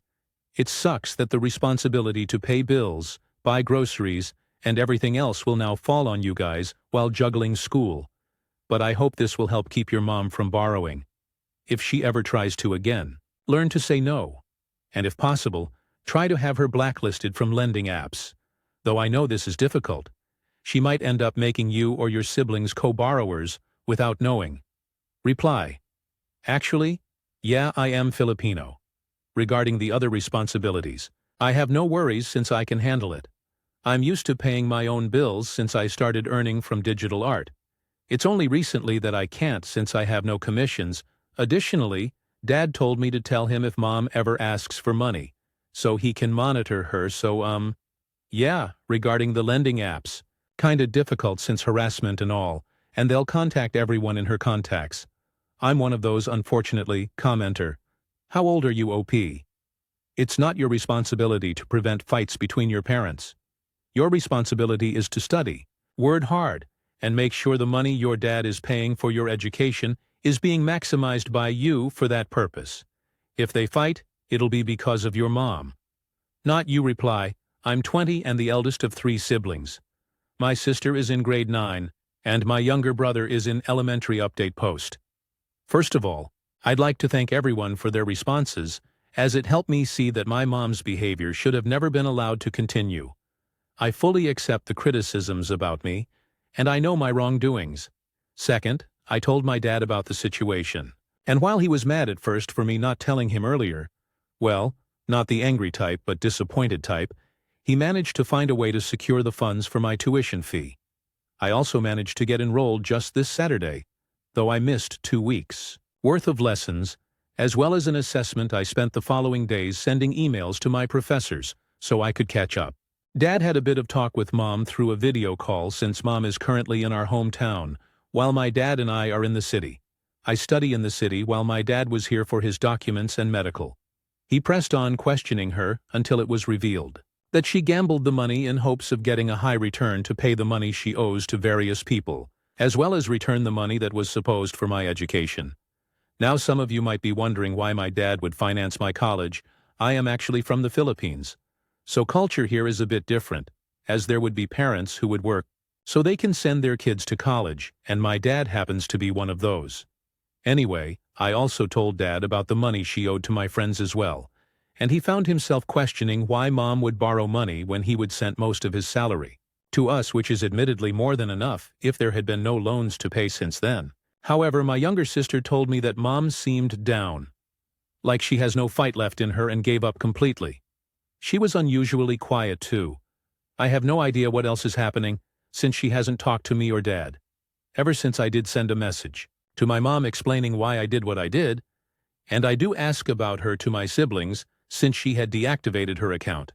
Hopefully, when she comes here to the city to switch with my dad, who will then look after my siblings before he has to work again, We can at least bring back some of that bond we had before the entire fiasco happened.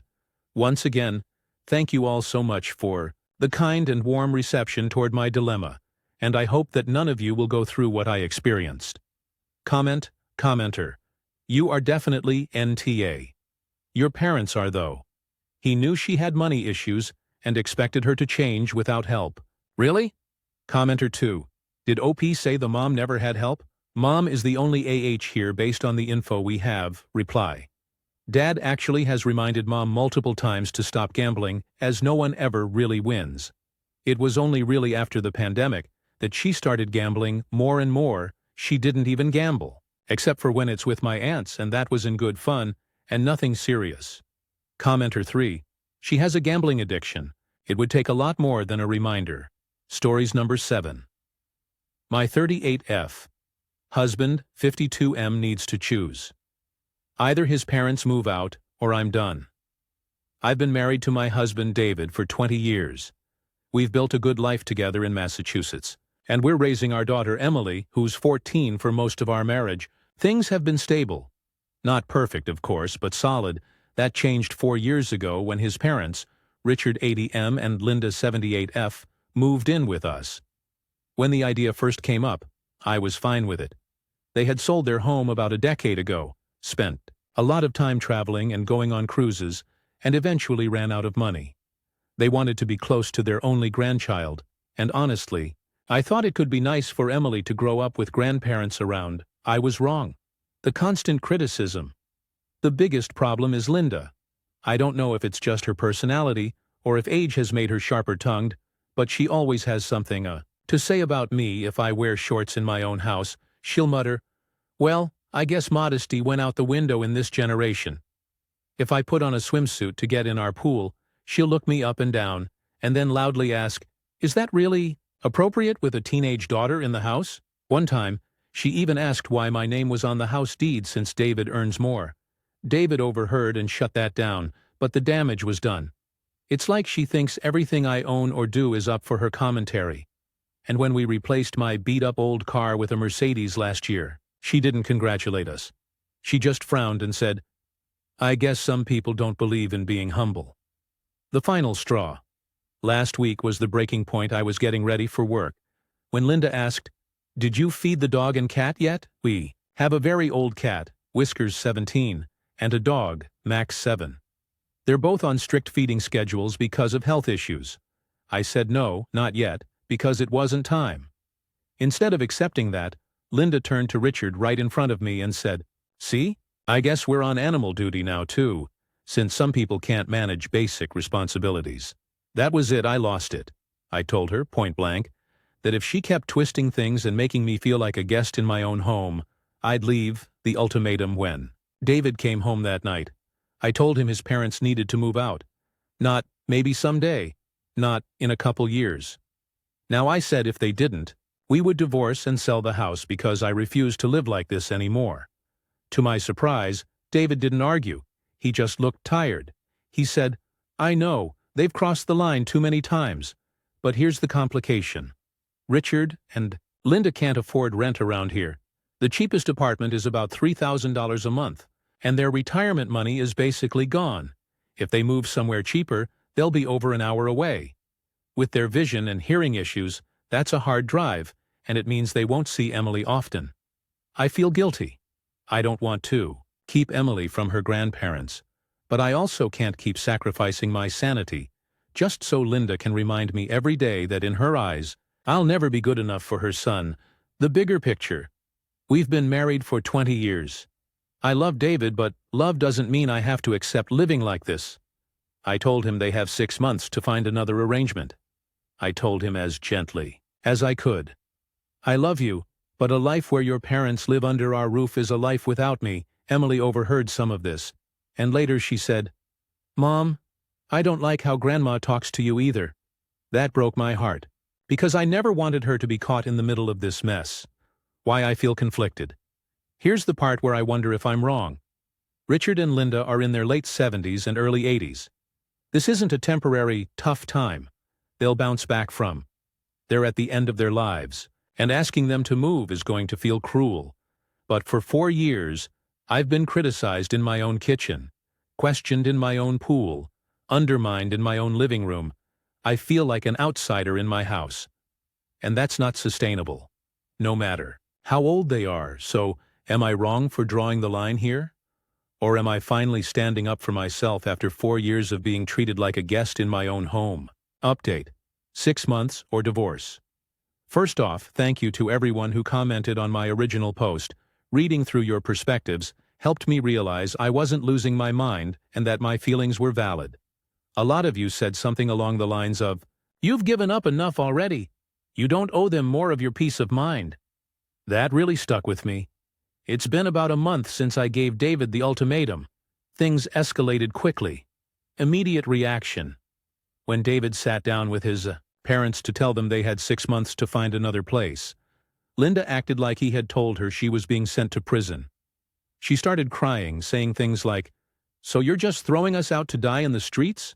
And after all we sacrificed for you. Richard was quieter, but he kept shaking his head and muttering, "I can't believe this." David stayed calm. He told them they'd had a good run living with us, but it wasn't working anymore, and that they needed to respect that our marriage and our daughter came first. Linda's response: she looked directly at me and said, "This is your doing. You've poisoned him against us." The silent treatment. The days after that were tense. Linda stopped speaking to me entirely except for muttering under her breath about how selfish women these days don't respect family. She wouldn't even acknowledge me at dinner. Oddly, it gave me some relief. For the first time in 4 years, I wasn't dodging passive-aggressive comments at the breakfast table. Emily noticed too, and told me, "It's kind of peaceful when Grandma doesn't talk." That both broke me and made me laugh. The housing search: David started looking at senior housing options near us. There are assisted living communities, but they're expensive. He tried applying for subsidized senior housing, but the waiting lists are long. Some are 2 years out. Meanwhile, Linda and Richard were making zero effort to help themselves. No phone calls, no research, nothing. Linda kept repeating, "We're too old to move. We'll just die here," almost like she was daring David to back down. The breaking point. The real explosion happened 2 weeks ago. I came home from work to find Linda reorganizing my pantry. She had pulled everything out and was lecturing Emily about how junk food is why young girls get fat. Emily looked humiliated. I snapped. I told Linda, "You don't get to comment on my daughter's body, and you sure as hell don't get to tear apart my kitchen." Linda screamed back, "This is my son's house, and I have every right to keep it in order." David heard the yelling and came downstairs. For the first time, he really let his mom have it. He told her she was disrespecting his wife and daughter, and that if she wanted to make our lives miserable, then maybe she and Richard should leave. Sooner than 6 months, Linda stormed upstairs and slammed the door like a teenager. Where we are now since that fight, things are icy. Richard barely comes out of their room, and Linda only emerges to glare at me. David and I had another long talk. He admitted that part of him feels like a terrible son, but he also said he realized he's been a terrible husband for letting things get this far. He promised me he's not backing down. We've agreed on a firm deadline, August 1st. If his parents don't have somewhere lined up by then, we're contacting social services for seniors and getting them placed. He said, "I'd rather they be mad at me forever than lose you and Emily." I actually cried when he said that, because for the first time in years, I felt like I came first in his life. Emily's perspective. Emily has been a champ through all of this. She told me the other day, "Mom, I want you to be happy. Grandma makes you sad. I'd rather visit them sometimes than have them here all the time." Hearing that from my 14-year-old sealed it for me. I've been agonizing over whether I'm cruel for wanting them out, but even my daughter sees how toxic it's been. So yeah, we're holding the line. Linda can scream, cry, and guilt trip all she wants, but the countdown has started. I'm bracing myself for more drama, but for once I feel like I've got my husband firmly on my side. Final update. The 6-month ultimatum. Well, it's been a wild 6 months, and August 1st came and went. I promised I'd update, so here it is. The final chapter in what's been one of the most stressful periods of my life.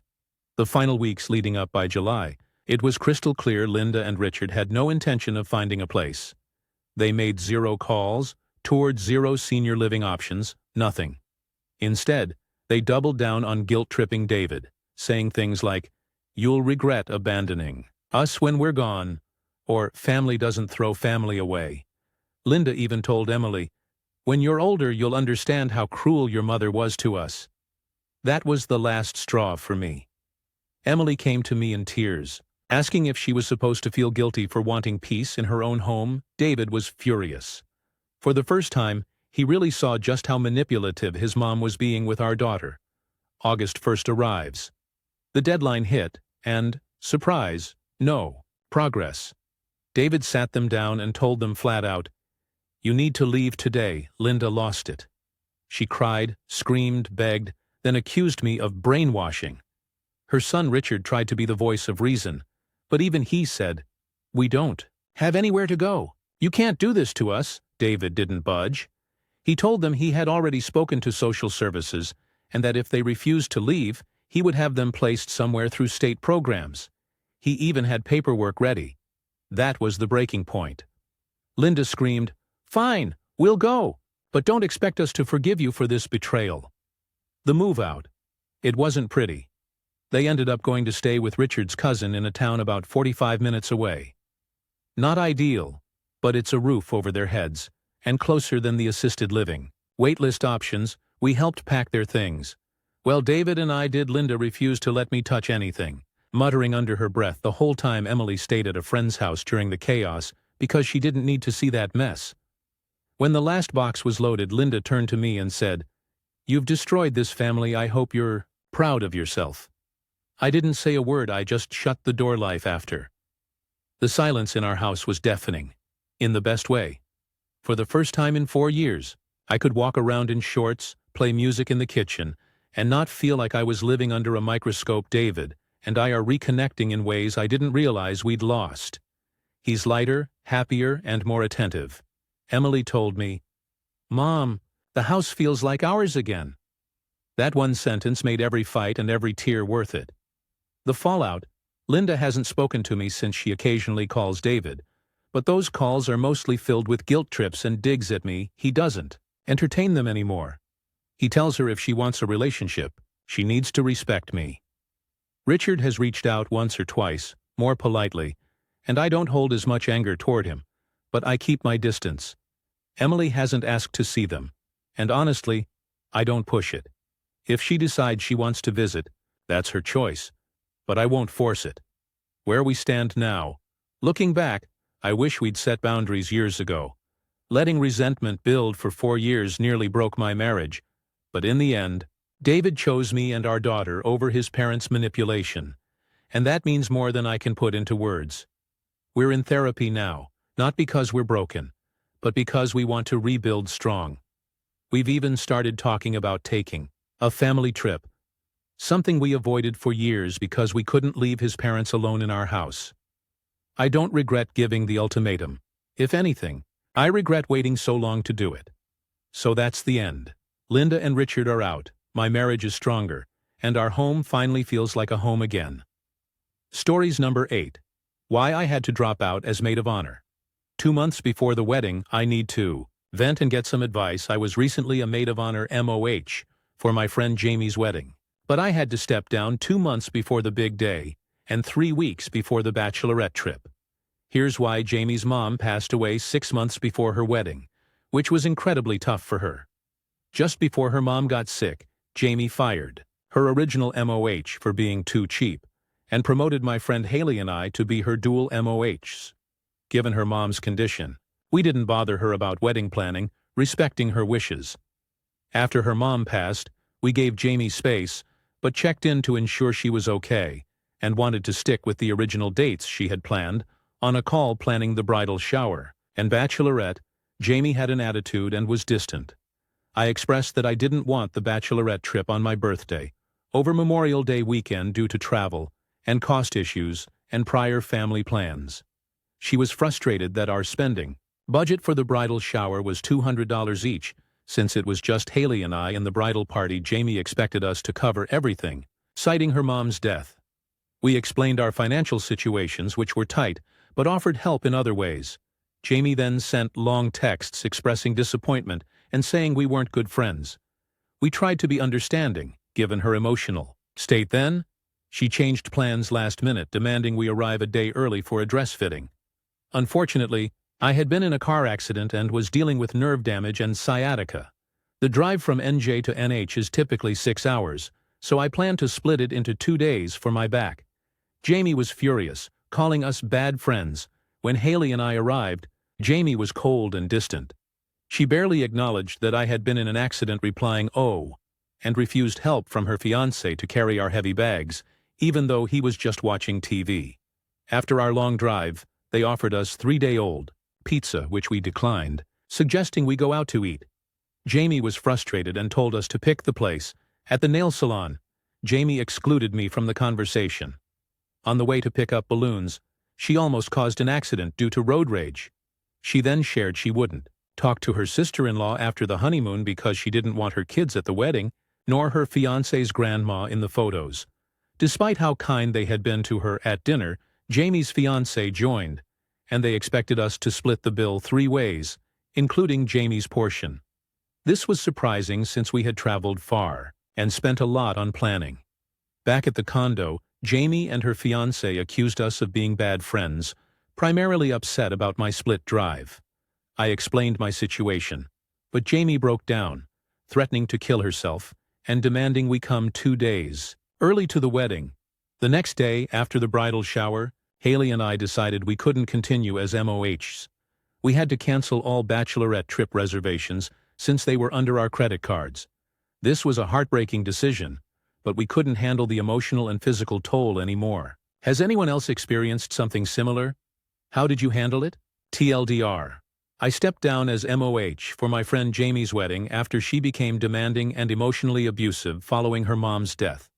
Despite our efforts to support her, she criticized us, made unreasonable demands, and became cold and distant. After a series of incidents, including her refusing help and threatening suicide, my friend Haley and I decided to step down. It was a tough decision, but we couldn't handle the emotional and physical toll anymore. Relevant comments. Commenter 1. Well, at least she found a groom that sounds as shitty as she is, and their drama will keep them riding their emotional roller coaster without any real friends or family to count on. Good thing OP got out. Reply. She's one of those people who will latch onto her BF and ignore her friends when she's in a relationship. Her fiancé, her father, and her fiancé's friends are all she has left. She hates both of her sisters-in-laws, her brother, and her extended family on both sides. She is going to struggle through life. Commenter 2. Sorry, OP, but if this person judges her friendships by whether people are willing to spend money they don't have on her wedding preparations, she's going to find herself with 0 friends. People have gotten the idea that the bride should expect friends to spend money on her wedding from social media. And well, we all know how many lies there are on social media. Commenter 3. Not just 0 friends, but what do you think will happen when fiancé realizes she's trying to cut off Sil and Grandma? This girl will end up totally alone. And I can't sympathize at all. Reply, her fiancé laughed about cutting his sister out of his life and talking shit behind her back. He is still hurt that she does not want his grandma in pictures, though he is whipped beyond belief. I think he is part of enabling her bad behavior. Commenter 4. How did it go when you told the bride you two were out? Are cutting ties with her? Reply, my friend will be telling her today.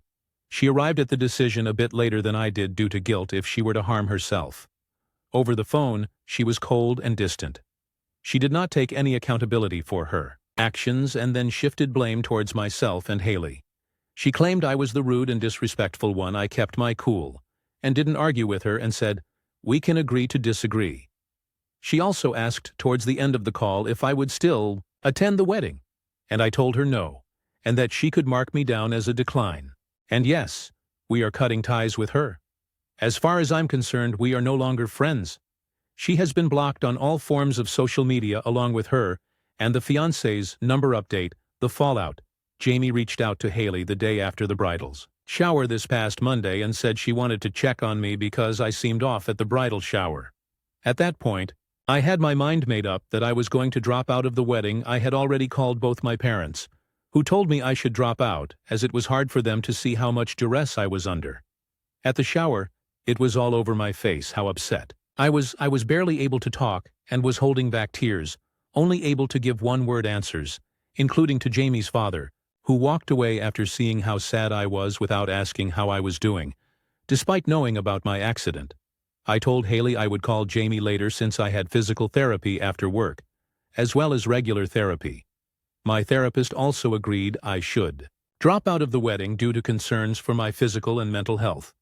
After my therapy appointment, I called Haley and let her know about my decision, and I offered to transfer all the info and reservations I had for Jamie's bachelorette party, which was in 3 weeks. I told her she could reach out to me if she needed help or had questions about anything I had set up or prepared. I was more concerned about how Haley would take it, since I did not want it to affect our friendship. She was very understanding of my decision and supported me. I tried to call Jamie around 10 p.m., but she didn't pick up. She told me she would call me after work on Tuesday. When we finally connected, Jamie tried to lead the call calmly. I told her I would step down from my role in the wedding and blamed it on my back injury. She didn't freak out until I mentioned feeling disrespected and unappreciated. Then she got mad and blamed Haley and I for everything. She said the thing that bothered her the most was that I told her I couldn't afford to go to Nashville, her first choice for the bachelorette, and that I didn't want the bachelorette trip on my birthday weekend. She accused me of being lazy and only knowing how to tan by my pool. I was upset she felt entitled to how I spent my own birthday. I said we would have to agree to disagree, and didn't argue. I apologized again for the situation and her mom's passing and left it at that. I informed Haley of what we spoke about, and after that, Haley decided she would step down as well. That night, we had to cancel each reservation we had for the bachelorette trip since they were under our credit cards. The next day, yesterday, Haley told Jamie she would be stepping down. Jamie reiterated the same things that bothered her, and ended up cursing out Haley before hanging up. Haley didn't have a chance to finish telling her that all the reservations were canceled, so she texted Jamie, who responded, "I appreciate you canceling the hotel last night before you even talked to me." This reaction just confirms that Haley and I made the right decision to drop out of the wedding update. Bridezilla I dropped as MOH mailed me disturbing letters, old keepsakes, and a funeral book on her wedding anniversary. 1 year later update. And the fallout. Hi everyone. Last year, I posted about stepping down as MOH for my friend Jamie, a few weeks before her wedding. At the time, I felt conflicted and guilty. But so many of you helped me see I had valid reasons to walk away. I wanted to give a follow-up now that it has been a year, because what happened recently confirmed I wasn't imagining things. Remember Haley, the other bridesmaid? She stayed longer than I did, a few days, but eventually she experienced the same treatment I had. On the exact 1-year anniversary of Jamie's wedding, both of us received unexpected packages from her. In the mail inside were multi-page typed letters. They were formal in tone and signed at the bottom with things like, "Yours truly," and "Your perfect match, Little." These were not apologies. They were long, rambling, and accusatory in them. Jamie blamed us for abandoning her, questioned our character, dragged in our families, and even referenced very private things we had gone through in our personal lives. She compared our friendship to a performance improvement plan, said we were just a chapter in her life, and painted herself as the victim. She didn't just send letters. She mailed back copies of old letters Haley and I had written her years ago, returned like evidence. She included photos of us together, and most disturbingly, she sent me her mother's funeral book, which had pictures of me and her mom inside the book from the service. None of these packages had a return address. The fact that she chose to do this on her wedding anniversary speaks volumes. Instead of celebrating her marriage, she spent that day digging up old letters, printing photos, writing pages of blame, and mailing them out. For Haley, this was the final straw. For me, it was the validation I needed that my instincts had been right all along. I no longer feel guilty for stepping down. Looking back, I see a very clear pattern. Love bombing when she wanted something, guilt tripping when she didn't get her way, and rewriting history to make herself the victim. It wasn't that I was a bad friend. This is simply how Jamie treats the people closest to her. If you are ever questioning whether it's okay to walk away from a friendship that makes you feel drained, blamed, or unsafe, please know that it is, sometimes, the healthiest and bravest thing you can do is create distance, TLDR.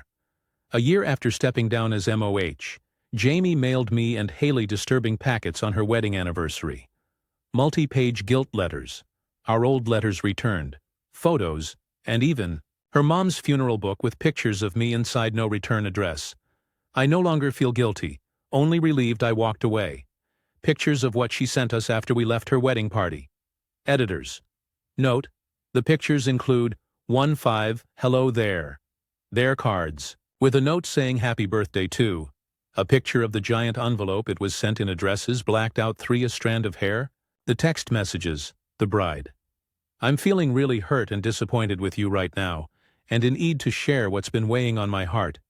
As my sister and friend, I expected so much more from you during this time. You were the last bridesmaid to abandon me, and that really stings. And guidance. But it for support always looked to you feels like you've turned your back when I needed you the most. I understand that things have been challenging for everyone, but your silence and distance hurt deeply.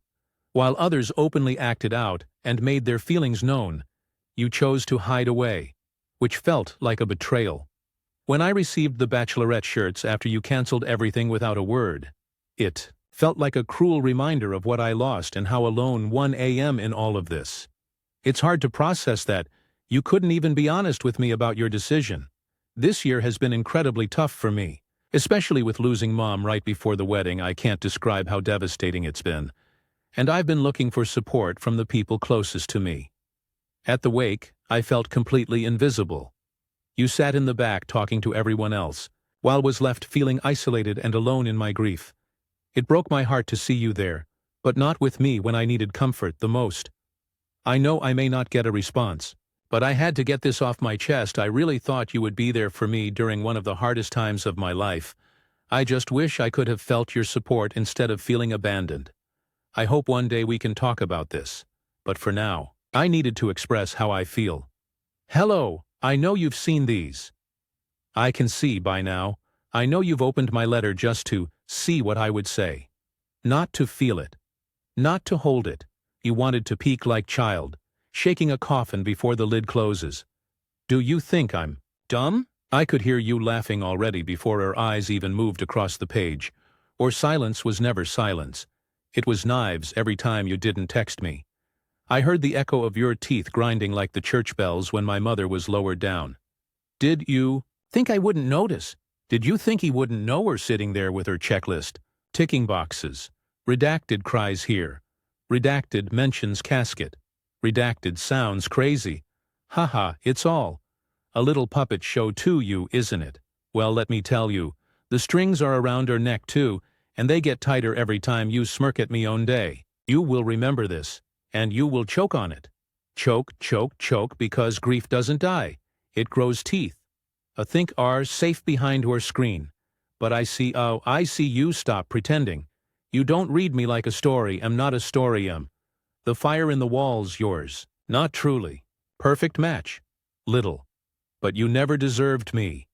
9. The envelope with a pile of pictures that were included. 10.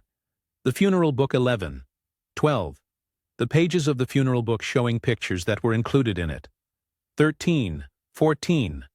Letter 1. Leader 1.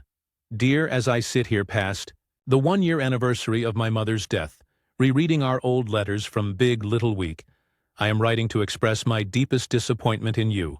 I've always enjoyed your company, respected your kind heart, and really believed that we were a perfect match for a reason. I've always known that friends come and go, but I never thought that would apply to you. That thought alone breaks my heart. One day we were close, and the next it was over.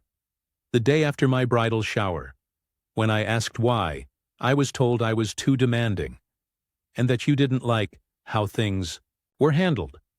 At a time when my world was falling apart, and I reached out to a friend for support, only to instead be met with critique. A perfectly politically correct corporate performance review was presented to me. That moment felt like a slap in the face during the most vulnerable time of my life. I didn't share many details about what was happening behind the scenes, but since you never asked, Let me paint you a picture. I sat through hours of traffic to be at her bedside in Boston. Every day I escorted friends and family from the lobby to her hospital room to say their last goodbyes. I witnessed her sign her life away, as her signature was permanently marked on the legal document claiming the right to stop treatment, because even the best doctors in the country could change the outcome. I sat at her bedside in hospice, watching her organs shut down, indicated as her vomit turned black. I received the call at 4:06 p.m. on March 20th, 2024, confirming she had died. Chose funeral flowers instead of wedding flowers. I crossed her name off my guest list. I knelt at her casket begging her soul to watch over me, before witnessing my own father lift his deceased wife's body into the back of a hearse. That was my reality, and through it all, you were silent. No phone call or text message for 8 weeks after she passed. Phone records don't lie. Not even a simple, "I'm thinking of you," text message while waiting in the airport terminal during one of your business trips. A text like, "That takes seconds."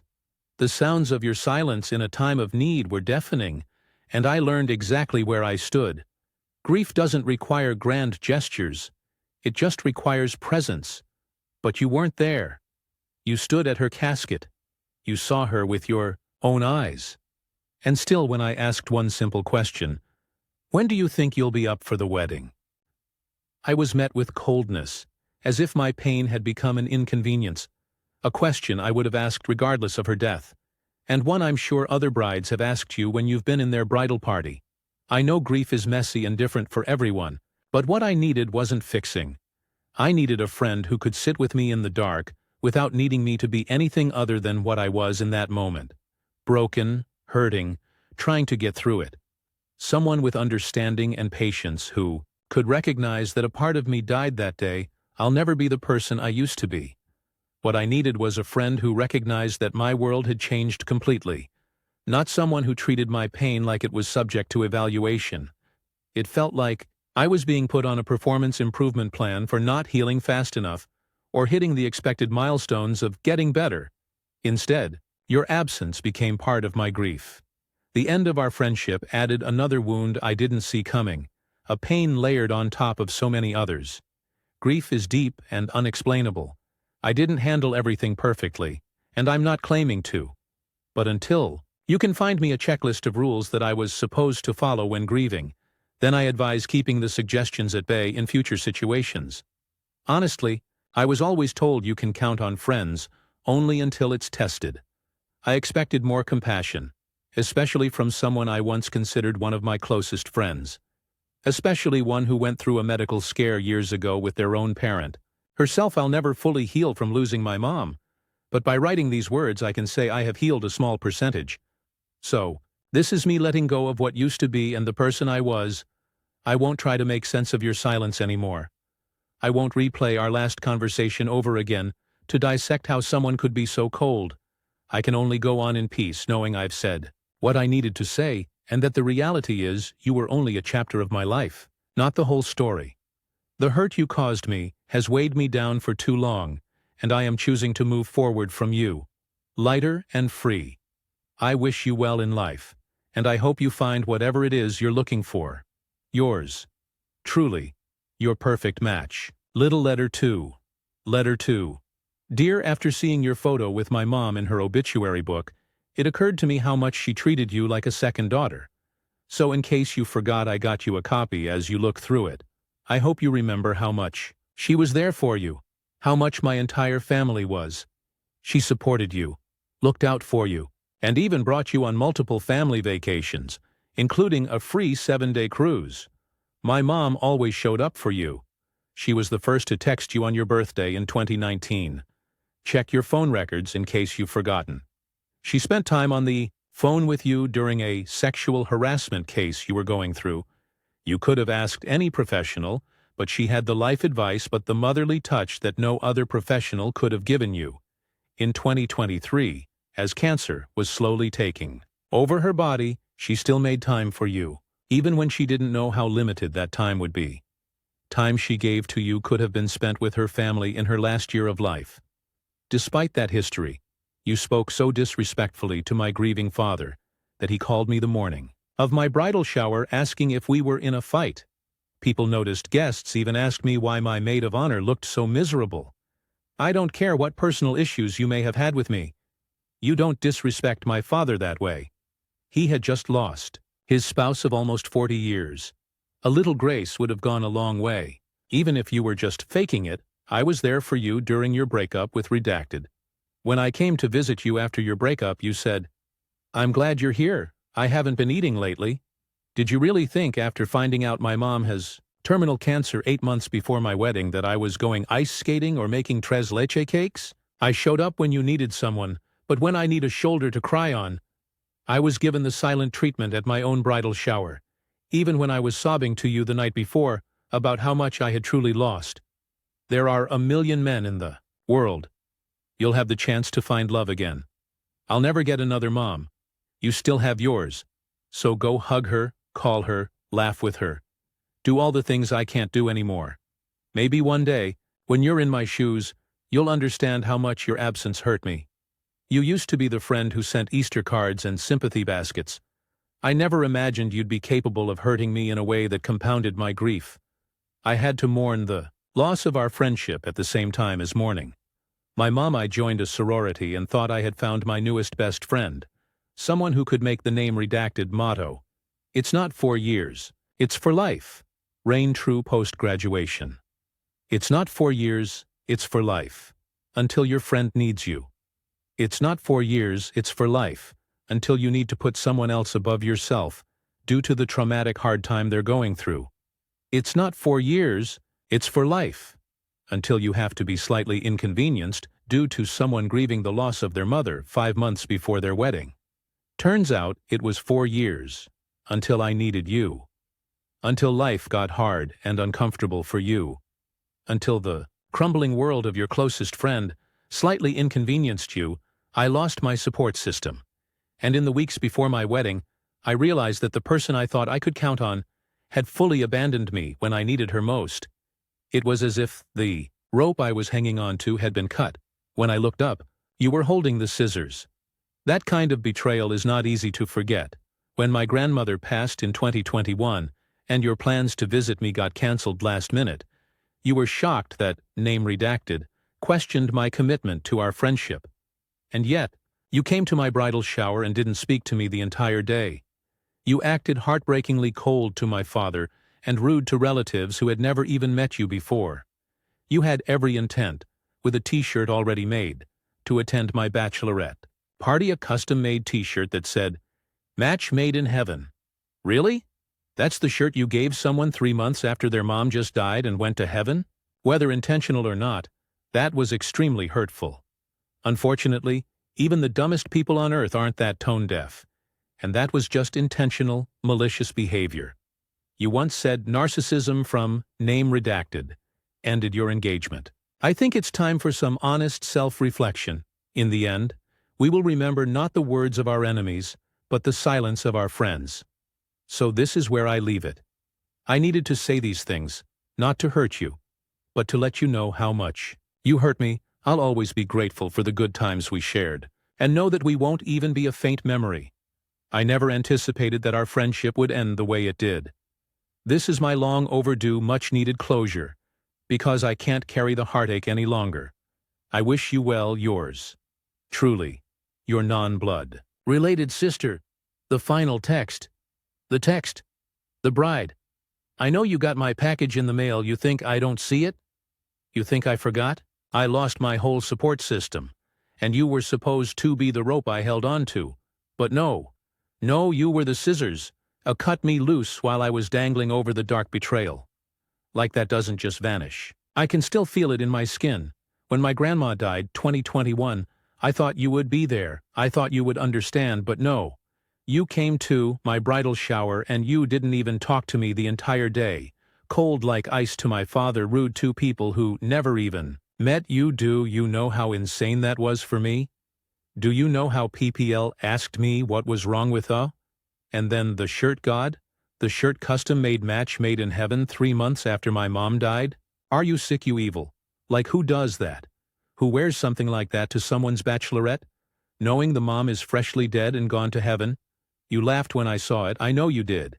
Even dumb Papple wouldn't be that tone deaf, so don't lie to herself, you. Meant it, fuck you. My mom hates you and will curse you in heaven. And you know what? You once said, narcissism ended your relationship. Lol, look at herself. Maybe project much? Maybe time for some honest reflection. BC, all I see is silence, silence, silence. When I needed presence, fuck you. The silence of friends hurts more than words of enemies. I felt it every second, every day. You pretended you didn't know, but I felt the cut, I still do. Stabbed me in my back. You bitch, so yeah, this is my closure. Long overdue. The wound is open. It bleeds. Every time I remember your face at my shower, your coldness, her shirt, her scissors. I needed to text you and write to you since you blocked me right after you ripped my heart open and made me cry. And manipulated Heather too into hating me. I called you sister non-blood, but sister, and you killed that. Maybe, or proud, maybe you think I'm crazy, but I'm free now. BC, I said it. And you can choke on the silence that you left me in. Answer me relevant comments. Commenter 1. Wait, she created a funeral book about her mom just to send it to you. Or is it the funeral book that she's expecting you to return? Either way, that's completely unhinged. Were yours and Haley's letters identical? Do you know if the original MOH got a package? Feel free to ignore all these questions. I'm just curious because it's genuinely crazy. Honestly, sounds like a good excuse to get together with them, have food and wine, and light up the fireplace. Sorry you had to deal with all of that, but your life is almost certainly better without someone like her in it. Also, I hope your physical recovery has been going well. Reply, thanks so much for your kind words. To clarify, her family did make those funeral books for everyone who attended, but she sent one specifically to me, and in it, she included photos of me with her mom. That's where it went from sad to creepy. The letters themselves were just as unsettling. If you can't open the Google Drive, here are some highlights. She kept trying to remind me of how much her mom did for me, even listing things like texting me on my birthday in 2019 and calling me during a sexual harassment case I went through at work. She framed this as proof that I owed eternal loyalty. She claimed I was disrespectful to her grieving father because I didn't fake sympathy to his satisfaction, and even complained that guests noticed. She told me, "There are a million men in the world, you'll find love again. I'll never get another mom." Basically throwing my breakup in my face to make me feel guilty for not prioritizing her wedding over my own grief. She accused me of abandoning her during her mom's illness, saying I only dropped out of the wedding because I didn't want to be inconvenienced. To clarify, my disrespect was having tears in my eyes and not feeling like I could talk to him, because Jamie had screamed at Haley and I the night before, threatening suicide if we didn't do exactly what she wanted. She wrote that I treated her grief like it was subject to evaluation, saying it felt like I put her on a performance improvement plan because she wasn't healing fast enough. She even dragged in my past ex-engagement, writing that narcissism ended it and that I needed honest self-reflection. She closed with creepy sign-offs like, "Yours truly, your perfect match, little," and "your non-blood-related sister." It was pages of this, no apology, no accountability, just guilt-tripping, manipulation, and dragging up private details I had shared in confidence. The timing, exactly 1 year after the wedding, makes it feel even more calculated, like she wanted to reopen wounds on purpose. I've been thinking about reaching out to the original MOH to see if she got something too, because I can't imagine Haley and I were the only ones, and I love your idea. Honestly, it is the perfect excuse to pour some wine, light up the fireplace, and celebrate a freedom anniversary.